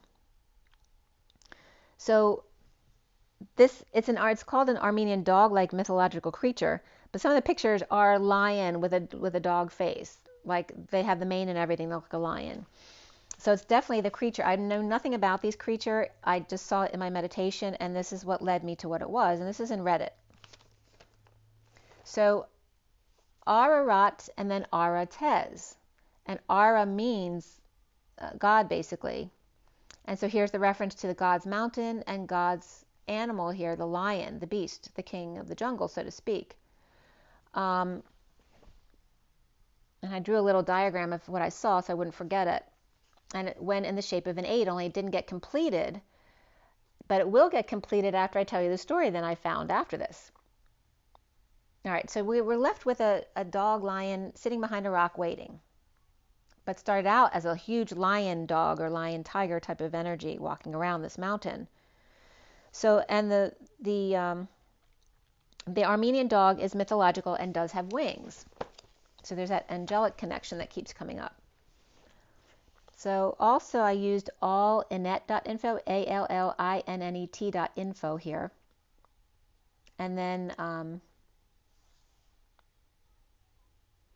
so I looked up Aralez, Aralez. And I couldn't find anything in Wiktionary. The closest was Avalez, Avalez, which means to swallow. And also swallow, so the swallow came up twice today in 2 different definitions. But it also means to believe, support, endorse, or to decree, or discover, or descend, actually. The cross of the dog, wolf, eagle with wings came up from Aralez Bio. There's a company here who does engineered enzymes, Aralez Bio. That's another medical company. But again, the creature is the cross of the dog, wolf, eagle with wings. But it's also shown as a lion. So there's obviously different energies that come together. So I definitely saw it as the dog-wolf energy, and you know that a wolf can actually look like a lion at times as well, and that's when Teddy came in, because Teddy is an Australian Shepherd, and he has a mane kind of like a lion. He's got a lot of hair around his head, and he's a dog. So it's definitely confirming that for me, of the lion-dog energy here. When the old world is destroyed and the new world is created, and when wheat grain is larger than the nut and barley, than Dagros, they will leave the rock. So this came up not about the mythical animal, but about Mer, M-H-E-R. So I was led to this energy as well. The story about them, the son of Aramazd, so it's Aramazd. Obviously, they're all related with the Aram. So the son of Aramazd is Mher, Mihr, Mer. I'm not sure how they pronounce it, Meher, whatever it is, but also is referenced as Mitra, which reminded me of mitos. So I am Mitra. And the date came up here was September 20th, 18.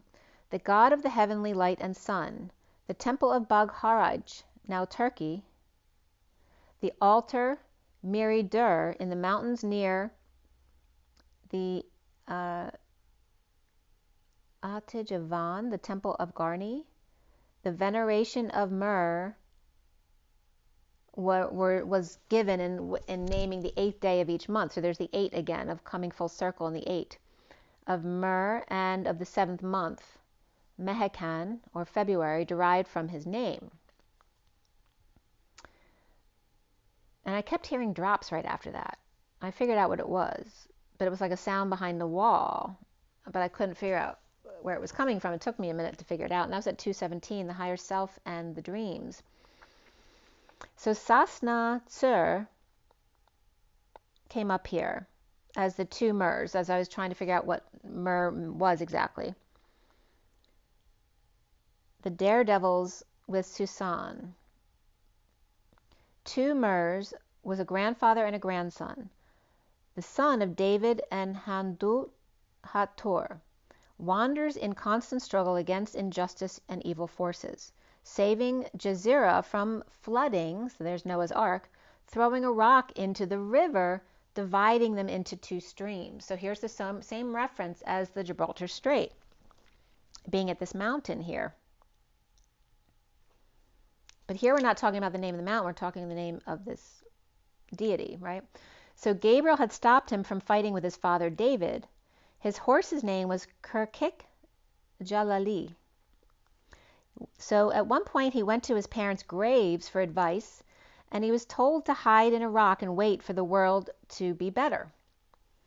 He was guided to what rock to stay at by the raven. So Mer's sword opened the rock, who accepted him and his horse, and there's this reference to the sword and the stone. And the rock accepted him and his horse to stay there. An eternal candle burns. Another story is that the eternal candle burns as a wheel of fate that rotates endlessly in Mer's rock. When the wheel stops, the Mer will come out and destroy the unfair world. All right? So I got a vision of this through their animal at Mount Ararat, circling it in an 8, going around the big mountain and then coming back to the middle to go around the smaller mountain, only halfway though. It's not complete because they stop at the other side of the small mountain to be behind the rock and come out from this rock when it's time, when the pearl is ready, so to speak. But the 8 won't be complete till then because he hasn't gone full circle yet. So Ar and Ara means creator, but it also means man, right? Making creator and man not separate, but the same. And then Yan, because Yan was coming up here, is offspring or relation. Yan or Ian. Aryan or Aryan from Ara is descendant, just means descendant from Ara, and Armenian. So Armenian is literally, Ian is the same as Yan. So the God, man, and the offspring. So that's Armenian. And that was at 2:34. 234, shut the door. All right.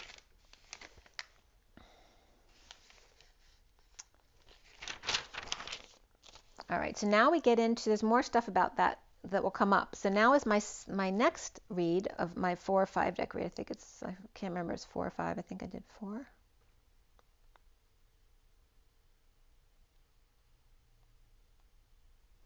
All right, so here's the next one. It's already 1:49. There's a lot of message there, huh? All right, so it's 5 decks here. The top is that the one I just showed you? Oh, it is. Hold on. This is the next one. So yeah, this is 4 decks. And we have the Journey of Love at the top, and then Nature's Whispers, and then Metatron, and then the Shaman Dreams at the bottom. So same format, underlying energies to the left, cards I had to count to the right, and the 3 cards pulled in the middle. The top had 4 cards come out together, so I had to pull them that way. And sometimes that will give me a message. I'm going to bring it up a little closer so you can see them.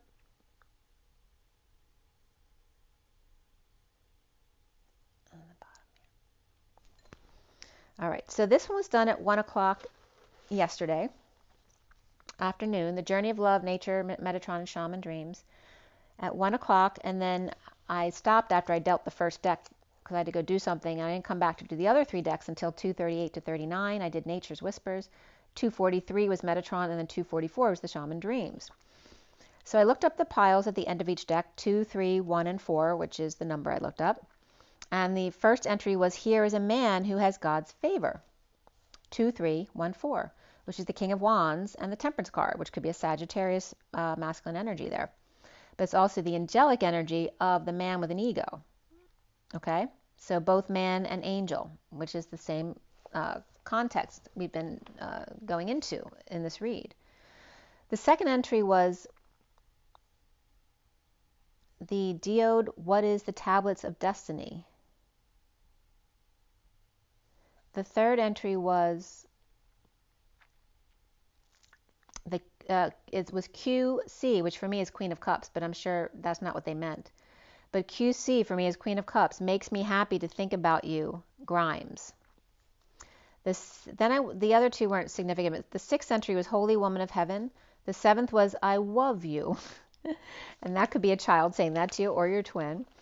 And then I started out with the underlying energies here at 2:48, the higher self or divine feminine, and the 48 of going within. Excuse me, the 8 of Cups. And the numbers for the underlying energies were 24, 38, 41, and 17, which is the Queen of Wands, the Queen of Cups, the Holy Grail of the Ace of Cups, and the Star. The space between the words and the acceptance of love, as above so below, weeping willows as the Ace of Cups, the eye of the needle with the intent to heal and dream, the dream weavers, as the Queen of Wands and Queen of Cups receive big love from the stars. At 2:51, which is the King of Swords then, we have the 67 of the Swan, the 19 of Shakti, and the 10 of 3, 2, 1, the high jump, the high vibe jump. At 2:52, which is the Queen of Swords, again, I smelled something and what it was referenced to. So just being very, maybe your senses are becoming more acute to things. So you're discovering more things that you're aware of. 19 is the energy of the Sun and Leo's leap from the root of Kundalini to the 43/7 of the bride offering herself, coming together with the Queen of Wands in Omega, the Om of the home, of source, and the Ega of the feminine ego, in the spaces between the words. Because the feminine's ego is more gentle than the masculine ego. So we're going into a gentler ego. 1910 and then 1019 both came up right here, of the Sun and the Wheel of Fortune, and the 43 of the Emperor and the Empress. And then again, this can represent children or your visitors, and the 24 of the Queen of Wands.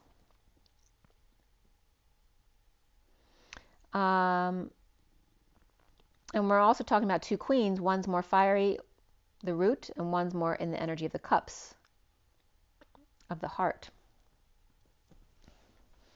The Knight of Pentacles going towards the Queen of Wands. The humble servant to the Queen of Wands, with sunshine, warrior destined to leap, to come together in joy. With 29, 45, 54, and 17 being present to the gift of the moment or gifts.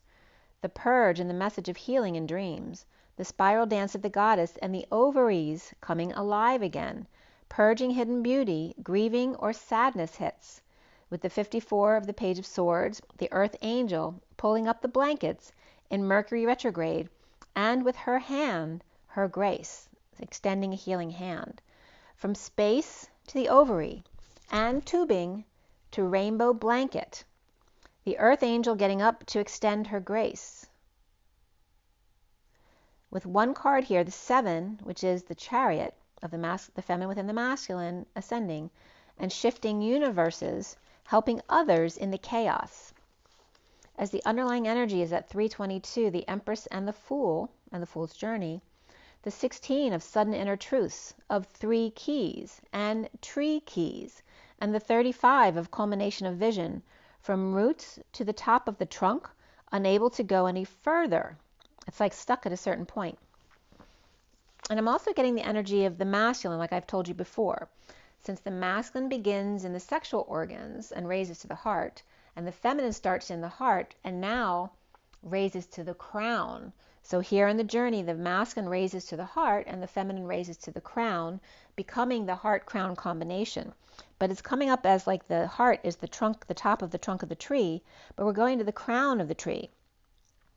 But someone might be stuck at the heart, unable to go any further. And here's where the wounded warrior gets off the victim path. The 23, right? Because the feminine started at the heart, but still had to let go of her victim mentality. The 23 of the King of Wands comes up here, that you are worth it, King of Wands. Your vision of who she is, which also came up earlier, right? How you see things, and then how he sees you. The 10 of the Destiny and the high vibe of opening your heart to swan love, being vulnerable. And where was the swan on the, as in reference to Lyra? Was it west or south? I think it was south.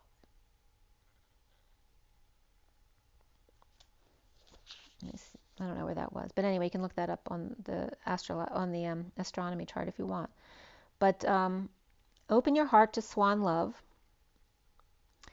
Again, the reflecting swans, being vulnerable to energetic exchange and borealis. So then we talk about the snake, the Ouroboros, and the Aurora Borealis. The Ouroboros is the dragon or serpent eating its tail, and very much connected to alchemy and Greek alchemy. But it also comes up as the all-in-the-one, like the Three Musketeers, but the cycle of life. And that snakes have been known to eat themselves, actually. This could have been when you see the Ouroboros, and it could have been the way the Borealis Aurealis actually was way back when. It may have been more towards the equator and more like a circle than what it is now. So literally, they could have gotten the symbol from the Aurora Borealis. So the energetic exchange of life and death, the 18 of the purple moon, and the vulnerability of having new experiences and possibilities at the top of the trunk of the tree, where it starts to flower in the purple moon. The 38 of the Queen of Cups, with her acceptance of love as the vines reach up to the trunk of the tree. So again, the feminine accepting them. This also can be the reference of someone who accepted them in their lower vibration, who wants them to stay in that lower vibration. And then the culmination of the Queen of Wands represents the Omega, the crown, and not feeding into the temptation to lower oneself for someone to keep you there, right? Allow them to rise up to that higher vibration. So there's that reference as well. So the 339 is the Empress and the Knight of Cups, where the 20 card comes up here, which is judgment, but the higher ground as the rose grows up. The little fairy exploring her beauty as the 49 and 31 get self-satisfaction and chaos of the group and competition here. To heighten your vitality and be spontaneous, discovering your own inner truth and reaching out to the little ones. So at 342, which is the 42 of the Two of Cups, there were 3 cards here, 1 and then 2 together. The 19 of Sunshine, to shift your energy from carrying the weight of the world, from being the ship, right, because you carry a lot of organisms on you as well, to the 8 of the breakthrough and diving right into your ocean, the emotional waves. The butterfly here is transforming along with the beast or lion, the ego, present to contemplation of what's possible here. So again, the reference of the butterfly, which is transformation, and the lion, which is the beast or the ego, transforming into something much lighter. And just by seeing what's possible outside of themselves, some things they've never seen before. Major Leo or lion energy present here, and Lyran, and the symbol of the Leo. And the story about Heracles or Hercules, who had to kill the lion as one of their feats. So Leo, the constellation, is from the Nemean lion with the golden mane, which protected it, and claws were sharper than any weapon any human could have, that Athena told Hercules to use the lion's claw against itself. So someone, again, the people outside of the twins, were teaching the twin, unaware that they were using their claws against themselves or against their twin. So so the lion constellation is near Hydra crater, Leo Minor, and Ursa Major. The lynx, which can be representative of a puma, like I saw, and also sextans, and Regulus Alpha Leonis. There's a Leo triplet here, which I noticed because it's M66 and Messier 65 as well, which is the King and Queen of Pentacles, along with NGC, which is Christ, God, and consciousness here in my translation of my letters. 3628, which is Atlas and the twin flames, the map of the twin flames, NCG at Leo constellation with the triplets inside of Messier 66 and 65, the King and Queen of Pentacles, and Atlas, the map of the twin flames, which is through the connection to the Christ God energy. The 50 of the underlying energy here at 349, which is the moment before 4, right, as we talked about D'Artagnan, the 50 of emotional fulfillment of the 10 of Cups, and signs from that family energy of the 21, which is the world, and Pisces energy, which is the end of the astrological chart going into the new world, the indigo energy of the 24, Queen of Wands, the orange of stretching and lunging to stretch her energy and release all that stuck lower energy up to the crown, the family of indigo Pisces, Queen of Wands, with serious connection or the mother connection, the indigo and orange of mastering the warrior child, of being both, right? Being in your third eye and in your human orangutangness, your ego. The 36 of Atlas, of the inner child. The Atlas, to hear and know me, the map of your inner child, yourself. The 28 of the twin flames and your choice of path of karma in the electromagnetic grid. The double diamond and inner child with a map of the stars, and there's that reference to LA again, and the twin flames of 11 in the wake-up call to justice, truth, and balance and alignment, and to line up, children, please, which then brings me back to the splitting of the cell, because lining up for a fire drill is very much the same as a cell splitting. The wake-up call to line up and split in order to come back again inside when it's all done, when the world has been fixed. The clarion call to the Queen of Cups, the 38, to activate her light body, to lighten up the Queen of Cups, 38, number 2. The 41 of the Ace of Cups, the Holy Grail, cupping the womb with the stem of the Grail as the solar plexus, the quantum entanglement, and then the cup of the Holy Grail, which holds the heart, which then gets fed by the Holy Communion. As above, so below, reflecting pink willows. At 420, again, the time of my son's birth. The first card out here was the 15.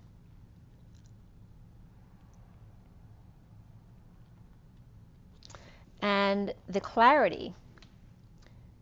So for clarity, to meditate, to shower in the diamond light, and you can literally do that in the shower.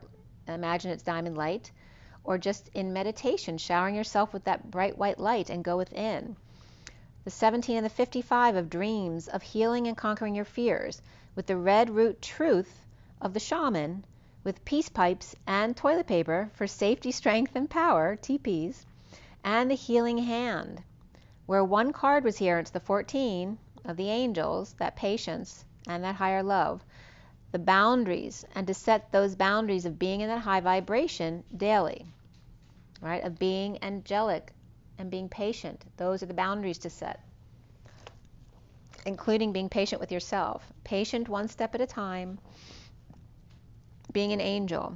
These are the auric keys of the golden, or the golden keys, perhaps headed east. Weren't they headed east in the Little Drummer Boy?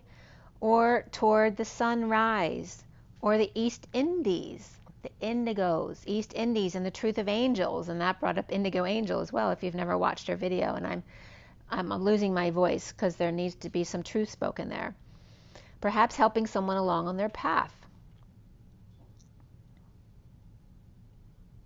At 438, the Emperor and the 38 of the Queen of Cups, and the underlying energy of the 37 of the Magician's Sword, with confidence in your magic, and the 13 of transition, of death, and the King of Cups, Scorpio, and or the 10 of Cups family, as the spirit of the river opens its floodgates to the flying monkeys in a whitewash to clean them up. The dream thieves, refusing the call to action to ascend, and threading the needle of mitos, intention, with focus for dreams to come true. And again, mitos means the thread. So threading the needles, or mitos, or my toes, from your toes to your tip, and the intention with focus for dreamers, for dreams to come true, of the Emperor and the Queen of Cups, and the King of Cups of the Magician's Sword. And he needs to look up and get out of the drama and have confidence in his magic as he's in his heart now, rising to the occasion. So we have at 442 the Queen of Wands and the Queen of Cups with the Holy Grail of dreams, which of what is the dream, right? Just like people coming to America wanted to have the dream of going to California for the gold mines. And now it's the dream to go to California to be a star. At 442, the Emperor and stability, which remember 4 is the lambda leap, the lamb and the father, and the leap from point to point. The 54 of the Page of Swords, Mercury, initiating the crossing over to 2023, the King of Wands, and the wake-up call. Chopping down the cherry tree to back bridge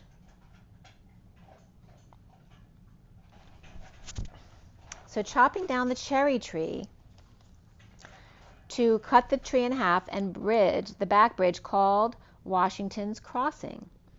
Perhaps Aquarius, Page of Swords, or Message, or Twin Messengers, Gemini and Virgo here.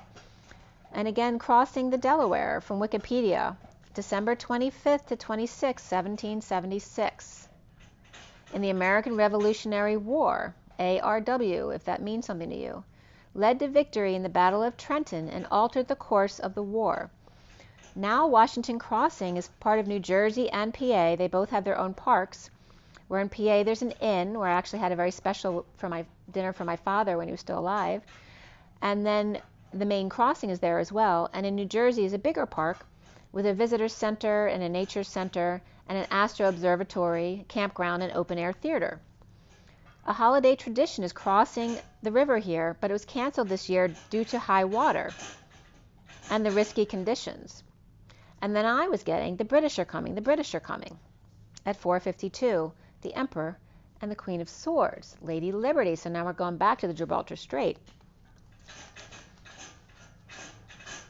And again, the Lady Liberty of 52 with the 4, which is the lambda leap, the leap to, right, from your humanness of Jesus to the Christ consciousness, to the God source energy. So Paul Revere, of course, is the British are coming, which was Lexington to Concord, Massachusetts. And that was in April, so there's the 4 again, of 1775. He thwarted a thrashing of colonial forces.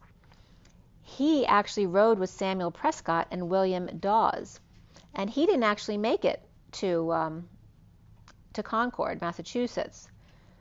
They were arrested by British and detained, and Prescott escaped. But Paul had warned all of Lexington in Virginia, I guess, before taking off to Concord on the midnight ride, And he was an accomplished gold and silversmith as well, not just known for him having delivered that message. He was an accomplished gold and silversmith. He made cannons and cast bells. Copper rolling mill was the first one in North America. And he made Revere ware, cookware, with copper bottoms. This was Paul Revere.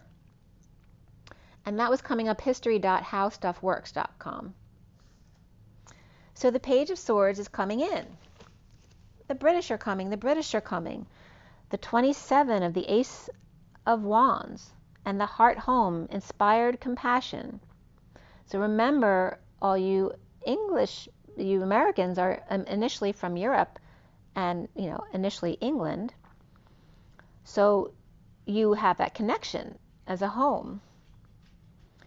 The Page of Swords coming in, inspired by their heart home of compassion for others, and the 43 of coming together in joy and the overflow of overwhelm and plenty of the Taj Mahal. So now here's England's connection everywhere else in the world, right? Whether it's India or wherever, there's many connections from the English government or the royalty, and then Canada as well.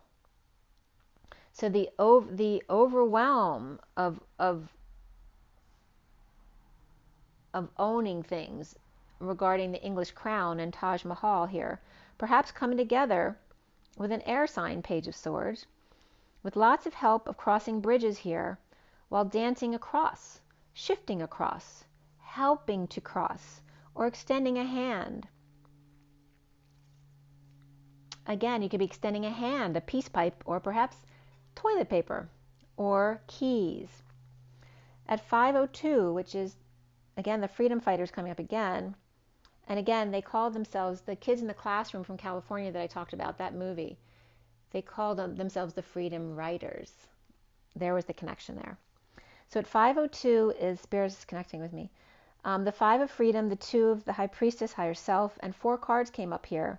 The 16 of the Empty Well, and empty is also the letters M and T, like Mount, or the Mounties in Canada. Time to replenish, right? That sudden feeling that you need to replenish. The 48 of the Sky Dancers, of walking away and within, to surrender, to walk away and within. A sudden need to fill up and surrender. The 39 of the Knight of Cups, in a metox, or shaman's detox, in energetic exchange as the king of the hill, and now is getting Benny Hill, with the lay of the land, or the key of the land. I'm getting the key to the Emerald City.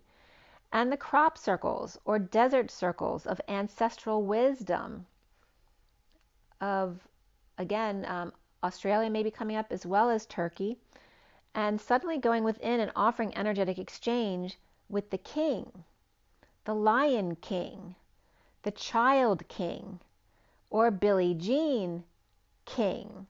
All right, so I looked up Billie Jean King on tennis.com.au. Australia's Storm Hunter receives Billie Jean King's Cup Heart Award for exceptional courage on court and outstanding commitment to the team.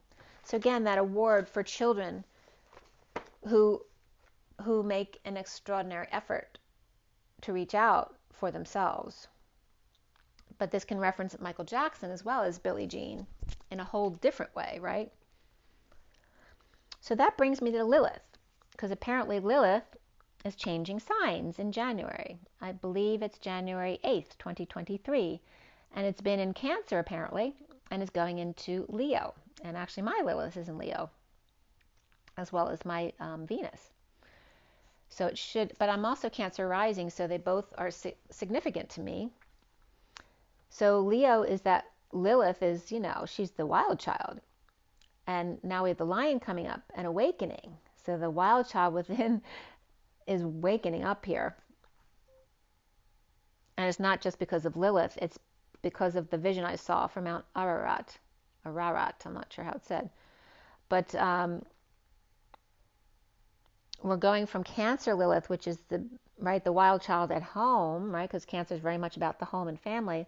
And then the Leo about being the child, being the wild child, like free to do whatever, to be the center of attention. And at 7:48,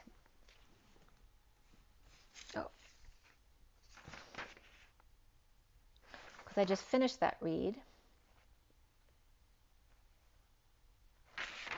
I'm going to give you my messages of the day before I go into the 7-deck read on the table here, from the messages I got today. And in my meditation, which is why I wanted to show you the pictures that I uploaded. I drew pictures of it, which maybe I can post on my post if I can't show it to you. But the energy of sitting back to back, that was coming up in my meditation at the heart chakra. Sitting back to back, because that brings your energies together. So you should sit back to back before having discussions, especially if there's a decision that needs to be made or a compromise that needs to be made. Sit back to back first. But I was also getting the energy of all of the positions. So sitting back to back, sitting side by side, and then sitting on each other's lap, as you often see the twins intertwined together, entwined. So those were coming up in meditation to practice those positions, even if you're just seeing them. But I drew some pictures of that, which came out pretty cool. So I just did this little quick message this morning with my Wild Unknown Animal Guidebook. So there's that first message, but I'm going to show you the other one too, because I also pulled these cards from my half deck. So this is a half deck of Rider-Waite. Okay, this was very significant. So these are those two messages. So of course today is the 29th. It's starting to get dark here now. It's 4:46, so at 4:44 is the angelic realms, and going into the angelic realms here at 4:46, which is the 4 of the Emperor, again the land of leap, and the 46 of the inner children loving each other. It's a beautiful day today. It's Thursday. The 29 is the 3 of Wands. The 47:11 is the 7 of Cups, of heaven in your eyes, of seeing synchronicities.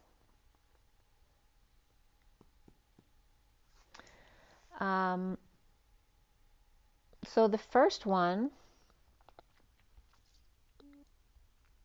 that first one started with the underlying energy of the gazelle. And then the crow was the first card out. So beneath the gazelle was the whale tired, the mouse hiding, the panther triggered and or triggering, and all three of them watching the past. But the hyena is sneaking away, while the graceful gazelle sits patiently with the oyster who's ready to crack, with their feelers out, all clammed up. Perhaps hyena is choosing something else for themselves, and they don't want to stay to watch. And that could be someone literally birthing, and someone leaves. They don't want to be there. The crow is coming up as the 3D guard, the gate holder, watching the fox, the dogs, and the birds, and the phoenix rising. The rebirth, the watching out for the bees coming, and the dragon year. Maybe there's an early spring coming up. We have the Chinese New Year here, January 22nd, 23, which is we're leaving the tiger in 22 to go into the rabbit energy, the black water rabbit that's coming in January 22, 23, and that's coming up from Chinese-year.com. And on that website, it said that numbers 3, 4, and 6 are very favorable, as well as the colors red, pink, purple, and blue. I'm not going to go into any bad luck stuff because that's all about your intention. So the bee, the dragon, very much coming up as the divine masculine's higher self, right? Because the dragon's like your solar plexus as your higher self keeping an eye on you. The divine masculine's higher self observing himself rebirth. As the hawk clears the way for the bat lost in space, the mouse lost their way and having trouble getting grounded. As a scooter, someone just rode by on a scooter or something. I don't know what that was. And Teddy's very curious about it. I don't know what he was riding. I don't know if he's riding a tractor for his yard or something. It was weird in the street. The peacock is blue and green, the superficial star at a crossroads of the phoenix rising. The dolphin is happy to watch the event, the accident, the wounding, or the ants coming in, or everyone coming to see the dolphin from miles around.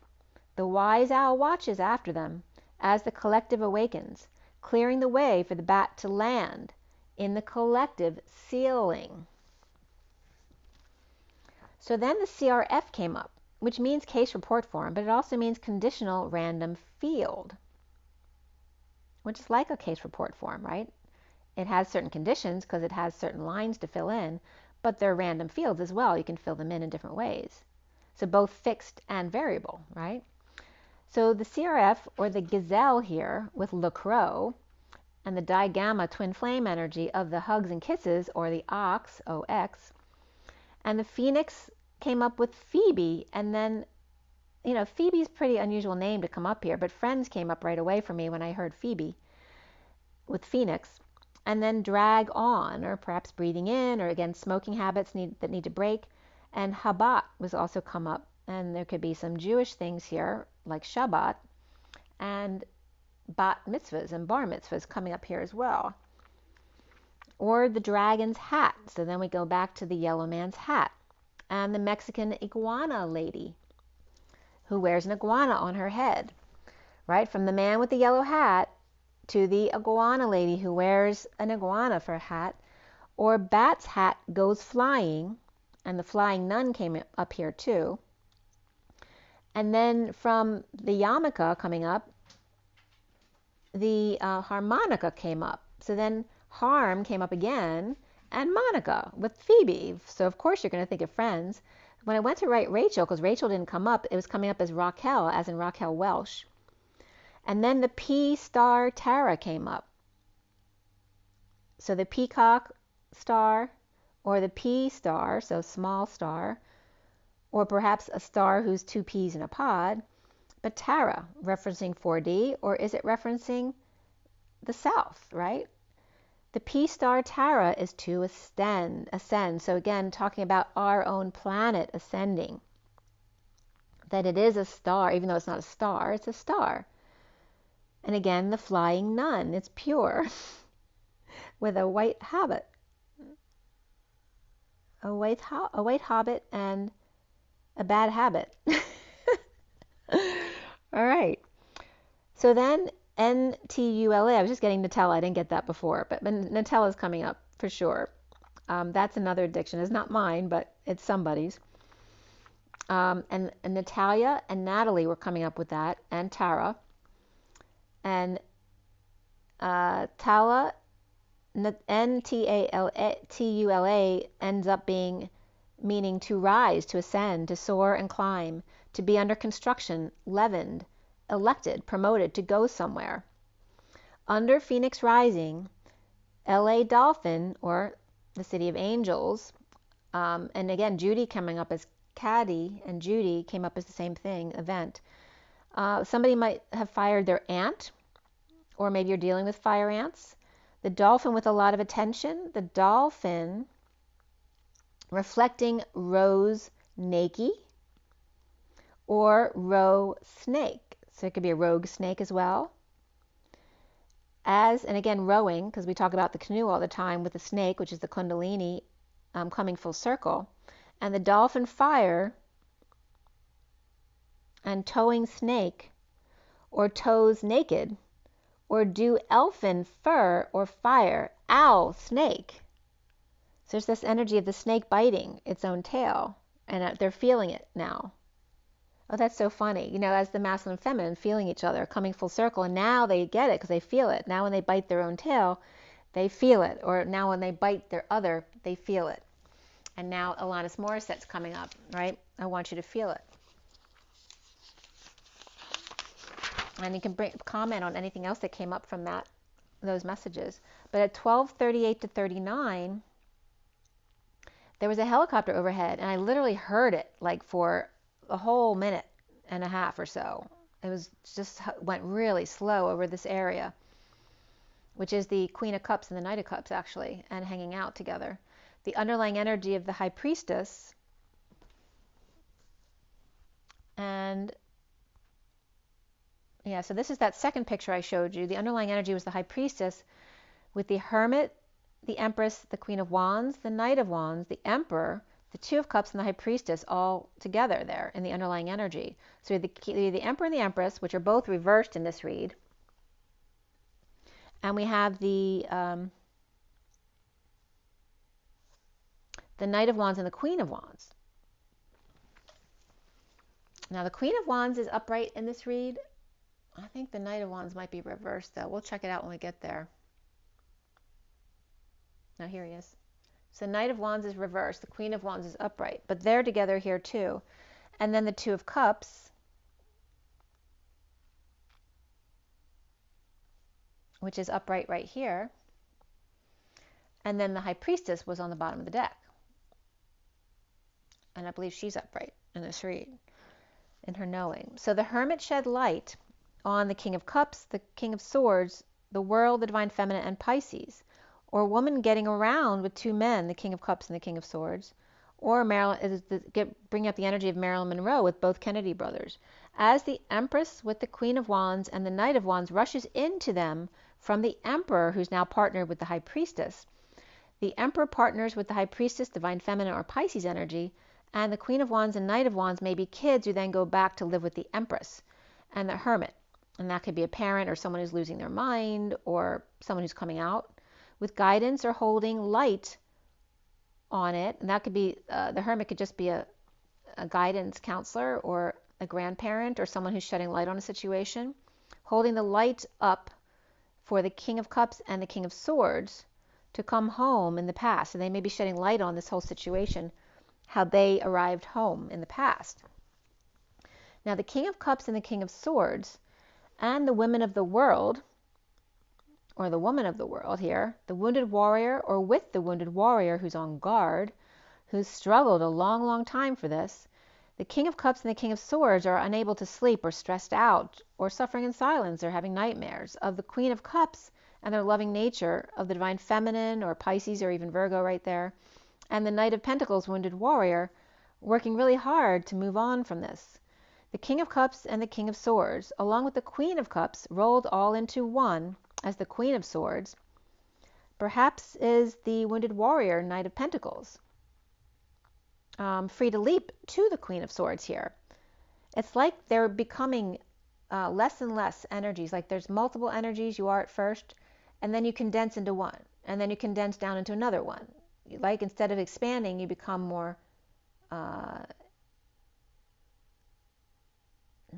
you become lighter, but yet it feels like it's more dense because you're bringing multiple energies into one.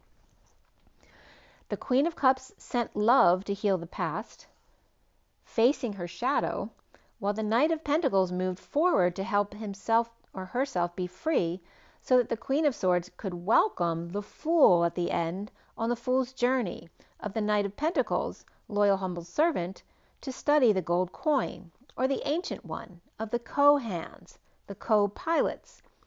And then that energy of pilot and Herod came up, and the students of life, or the Queen of Swords' invite, extending a graceful hand, extending grace, having mastered their emotions and thoughts, and even willing to purge into the Queen of Swords down a step from the King of Swords, right, who's the Master of Swords, where the Queen of Swords is just below that. She may be even willing to just step down just a little bit to humble herself as Lady Liberty, the Queen of Swords, and put the welcome mat out as the wounded warrior, Knight of Pentacles, Fool comes home with an invite or opportunity of the Earth Child, or willing to be the student with the Knight of Pentacles as the Page of Pentacles. So again, both have to be willing to humble themselves to the other. The sovereign of the Knight of Pentacles, the Page of Cups, and the Page of Swords, the Nine of Wands wounded warrior connects with the sovereign here, the Nine of Pentacles, which also the Knight of Pentacles and Nine of Pentacles come together here. Right? But the Knight of Pentacles was the wounded warrior. So it's them coming out of their victim mentality as the loyal humble servant, approaching the sovereign, and kids or messages here to ascend together. The Chariot, the feminine within the masculine, rising with the Knight of Swords, bigger and more deliveries or more messages now coming in, and waving hello, fully accepting the devil or the shadow side of themselves, accepting temptation, an open hand test as opposed to an open book test, an open hand test, to see if you can feel your knowing. Dancing with the shadow or shadow bands, or simply Cancer and Capricorn here, right? Two sides of the same coin with mixed messages. The twin flames standing tall as the Six of Cups, the inner children loving each other, satisfied, as the Knight of Cups lover of the beloved lovers comes into the Queen of Pentacles. As the King of Pentacles makes magic. Together they master magic, which is death or dark night, and the magic of life and death, the transmutation, the transformation, and the transcendence here. The mute, the form, the send, and then dance. So mute, form, as in filling in the case report form, and then hit the button to send, and then dance. You don't need to say a word. So I then went into clarifying this read, since I had the cards out at 110, which is the Magician, and the 10 of the Destiny, or the high vibration. The 7 deck clarifiers here. So we have the King of Cups over here in the crowning position here. The King of Cups is up there. The 9 of Pentacles, Sovereigns, in the middle of the read upright. We have the Queen of Swords over here upright. The King of Swords is right here reversed. In the clarifiers, he's reversed. Okay, and then you have the Six of Swords reversed there. So there's a need for peace between the King and Queen of Swords and the King of Cups, who's up there, and the Sovereign energy there, which can be repeats of themselves. So it doesn't mean there's 4 people there necessarily, but it can be. So the way this came up in clarifying, as I clarified some more cards, which I just put over to the side, the King of Cups reversed in the crowning position here is definitely Scorpio. The King of Cups reversed could be the Queen of Swords. And so if she's upright as the Queen of Swords, speaking her truth, she may be speaking her truth, but emotionally she can be very masculinely manipulative. That's a very Scorpion energy there. She may have Aquarius in her chart or in her back pocket and speaks the truth, but is very emotionally manipulative. With the King of Swords reversed, who may have Scorpio in his chart and or Gemini, or dramatic Scorpio may be their ex, or in a breakup, or with lack of affection, with the Page of Pentacles reversed, which may be no invitation and no opportunity for sex here, and or just a child who needs help here because their parents are going at it, and or clarity with this Page of Pentacles reversed on the drama that's going on here, right? Perhaps a missed opportunity. The King of Cups reversed equals the Death card, which is Dark Night or Scorpio, with the King of Swords reversed, which can be the Sovereign in the middle of the read, getting their own strength back to be sovereign or becoming single, imprisoned in a divorce or breaking a contract, or just totally different belief systems and in need of peace.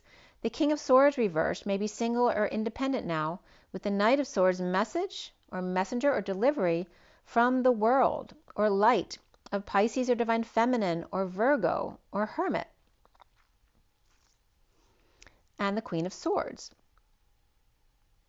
Now the King of Cups reversed Scorpio may be leaving to master their emotions at the workplace, or not leaving but learning.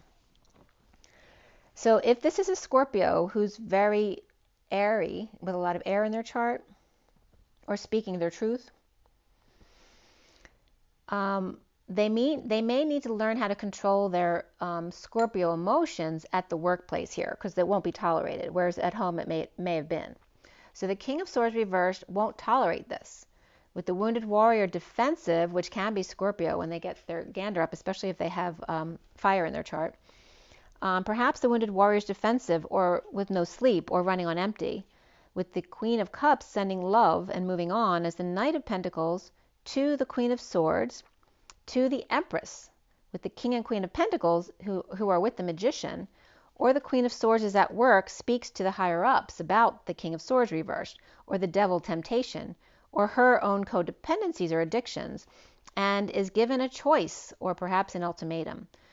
But it's to connect with children, or maybe they're explaining their connection with loving kids and soulmates, and it is what sets them free from an invite or lover or Gemini who may not be good for them. Or the Page of Pentacles and Knight of Cups lovers invite to the Emperor and the High Priestess. So the Emperor and the Empress are both here. So this could be where the grandparents or parents are not together anymore, and now the kids are coming forward to invite the emperor with their new partner, or kids inviting the other side of the family, or feeling like kids asking your boss and wife over for dinner. It may make you feel very small. Perhaps husband and partner and their partner, like a business partner, maybe the King of Cups reversed and the King of Swords reversed, may be disciplining the King of Cups' wife at work. So again, this is a relationship work issue where they have family mixed with business. So the King of Cups may have disciplined the Queen of Cups along with the King of Swords at work, making them cry, or perhaps they fired them.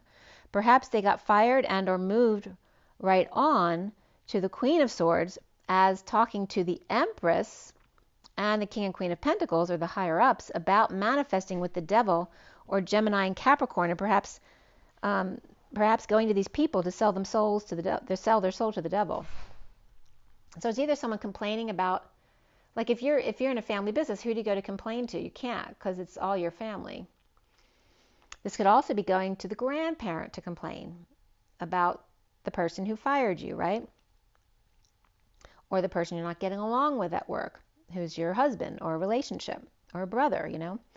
So perhaps you're going to the grandmother, or you're going to the higher ups to complain about this person, or you're going outside after getting fired to a new place. But it's like you're selling your soul to the devil here with an offer they can't refuse. If they want to partner with their true soulmate, it's like giving, it's like the Wicked Witch in the fairy tales, right? If you want your wish, I'll be glad to grant it for you. You just have to do this one little favor for me, right? So, and there's that mafia energy too. If they want to partner to their true soulmate that sets them free, they can invite their lover, Gemini and or affections or twins, or be love as the Knight of Cups and be loving to the Emperor and the High Priestess, or to serve them. And again, if you hang out with people, you become those energies because you're sharing energies. So if you hang out, even if they're not going to do anything illegal or immoral, and maybe you think they do, even if you hang out with them all the time, they are going to end up influencing you or causing you trouble.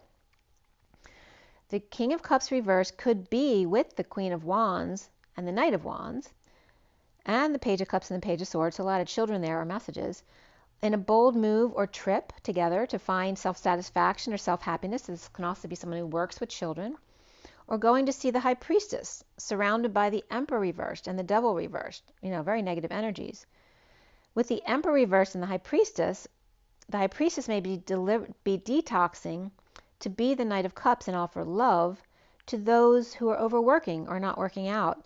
And the Wounded Warrior here with Justice reversed may be offering a new start for Six of Cups children or soulmates and or soul tie, or be offering time, money, and energy to help them with the fond memories as well. So again, it's coming up as the feminine and what she's doing to get away from her toxic energy, and what the masculine's doing to get away from his toxic energy, in offering to others at 136, which is the Magician, and the 36 of the Atlas energy.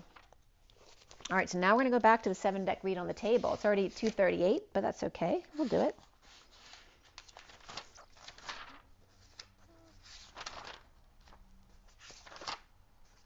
All right, so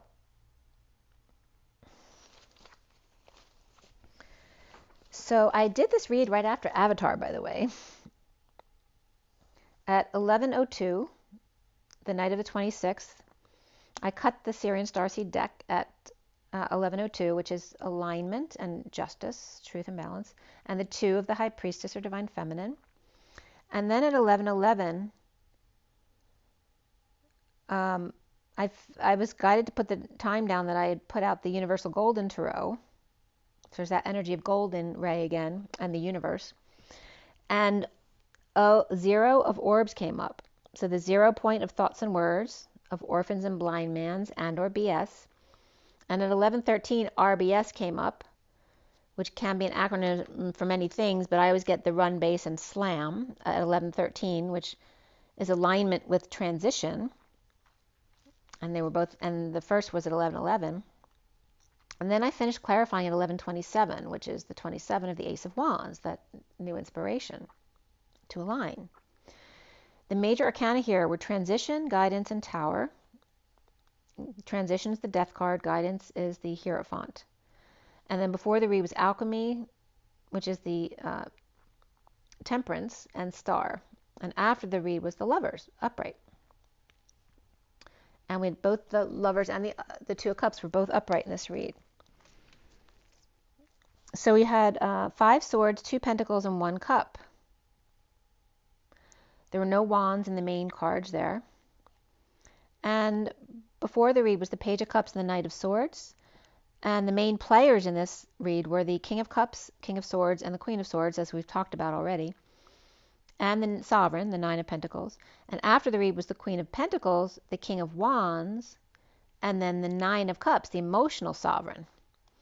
The numbers that came up were double 8s and 9s, which is 89, which for me is the Phi energy of expanding or contracting or staying in the middle, reflecting.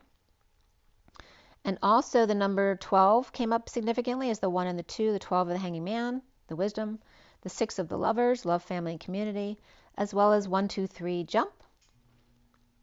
The 36 of Atlas, 10 of Wands, and the 67 of the Knight of Pentacles, the humble, loyal servant, and 78, which is the end of the deck, the 10 of Pentacles, right? That dream family of heaven on earth, where no one's in lack of anything.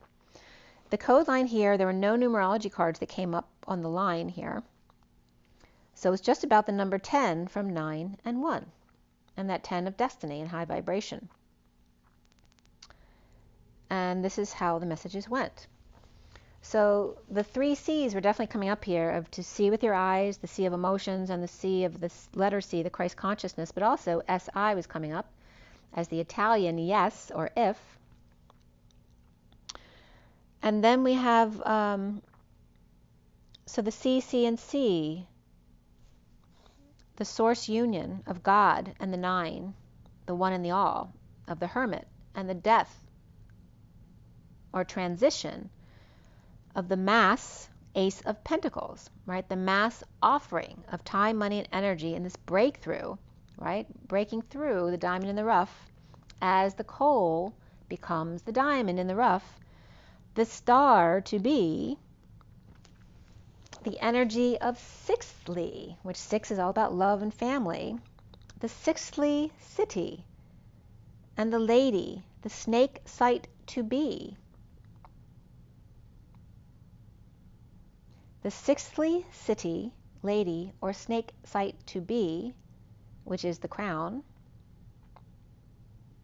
But I'm also getting the city of brotherly love because we have the 6. And actually, Lady Liberty is right next to Philadelphia. So the sixthly city, which also Manhattan, is the apple or the heart. So that can reference it, New York as well.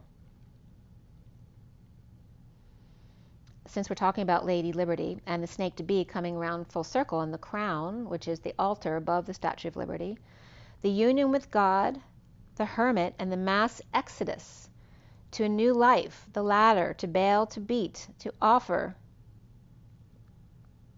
and sweet. The bull sitting duck in union with God and the 9, the hermit, the one and the all. The transition mass, like Christmas, but transition mass, the mass death of the Ace of Pentacles, the offering. It's that graceful offering. The 1 of the crystal star, the mass transit to 1 star. So again, there's that energy of coming, collapsing into 1. The purging to bail water, to get fluid out of your body. But then Ocean City also came up. So CC is carbon copy, but also OC was coming up, Ocean City. And there's 2 ocean cities on our coast, on the East Coast, in New Jersey and in Maryland.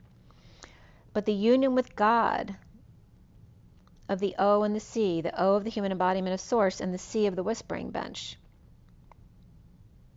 And remember, the whispering bench is the 2 statues of liberty, right? They hear each other. The union with God of 9 to 1 in the mass transition of the crystal stars. And don't forget that France related to Morocco.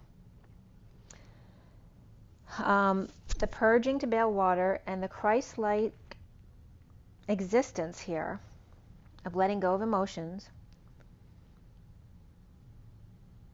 And then there was a cell therapy that came up from TISAG, T-I-S-A-G, and Lector cell, and anti-CD19 CAR-T cell therapy for hematological malignancies. And then the last message was wandering land, or land gone astray. See to sow together later today. G9 transition, mass rebirth of a star. So again, the twins all coming together is like a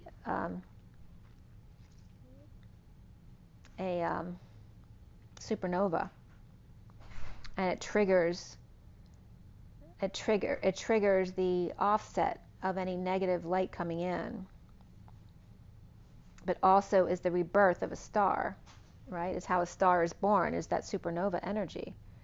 So wandering land, or land gone astray, sea to sow together. I was getting sea to shining sea, like sea to sea, mountain to mountain, but sea to sow together later today.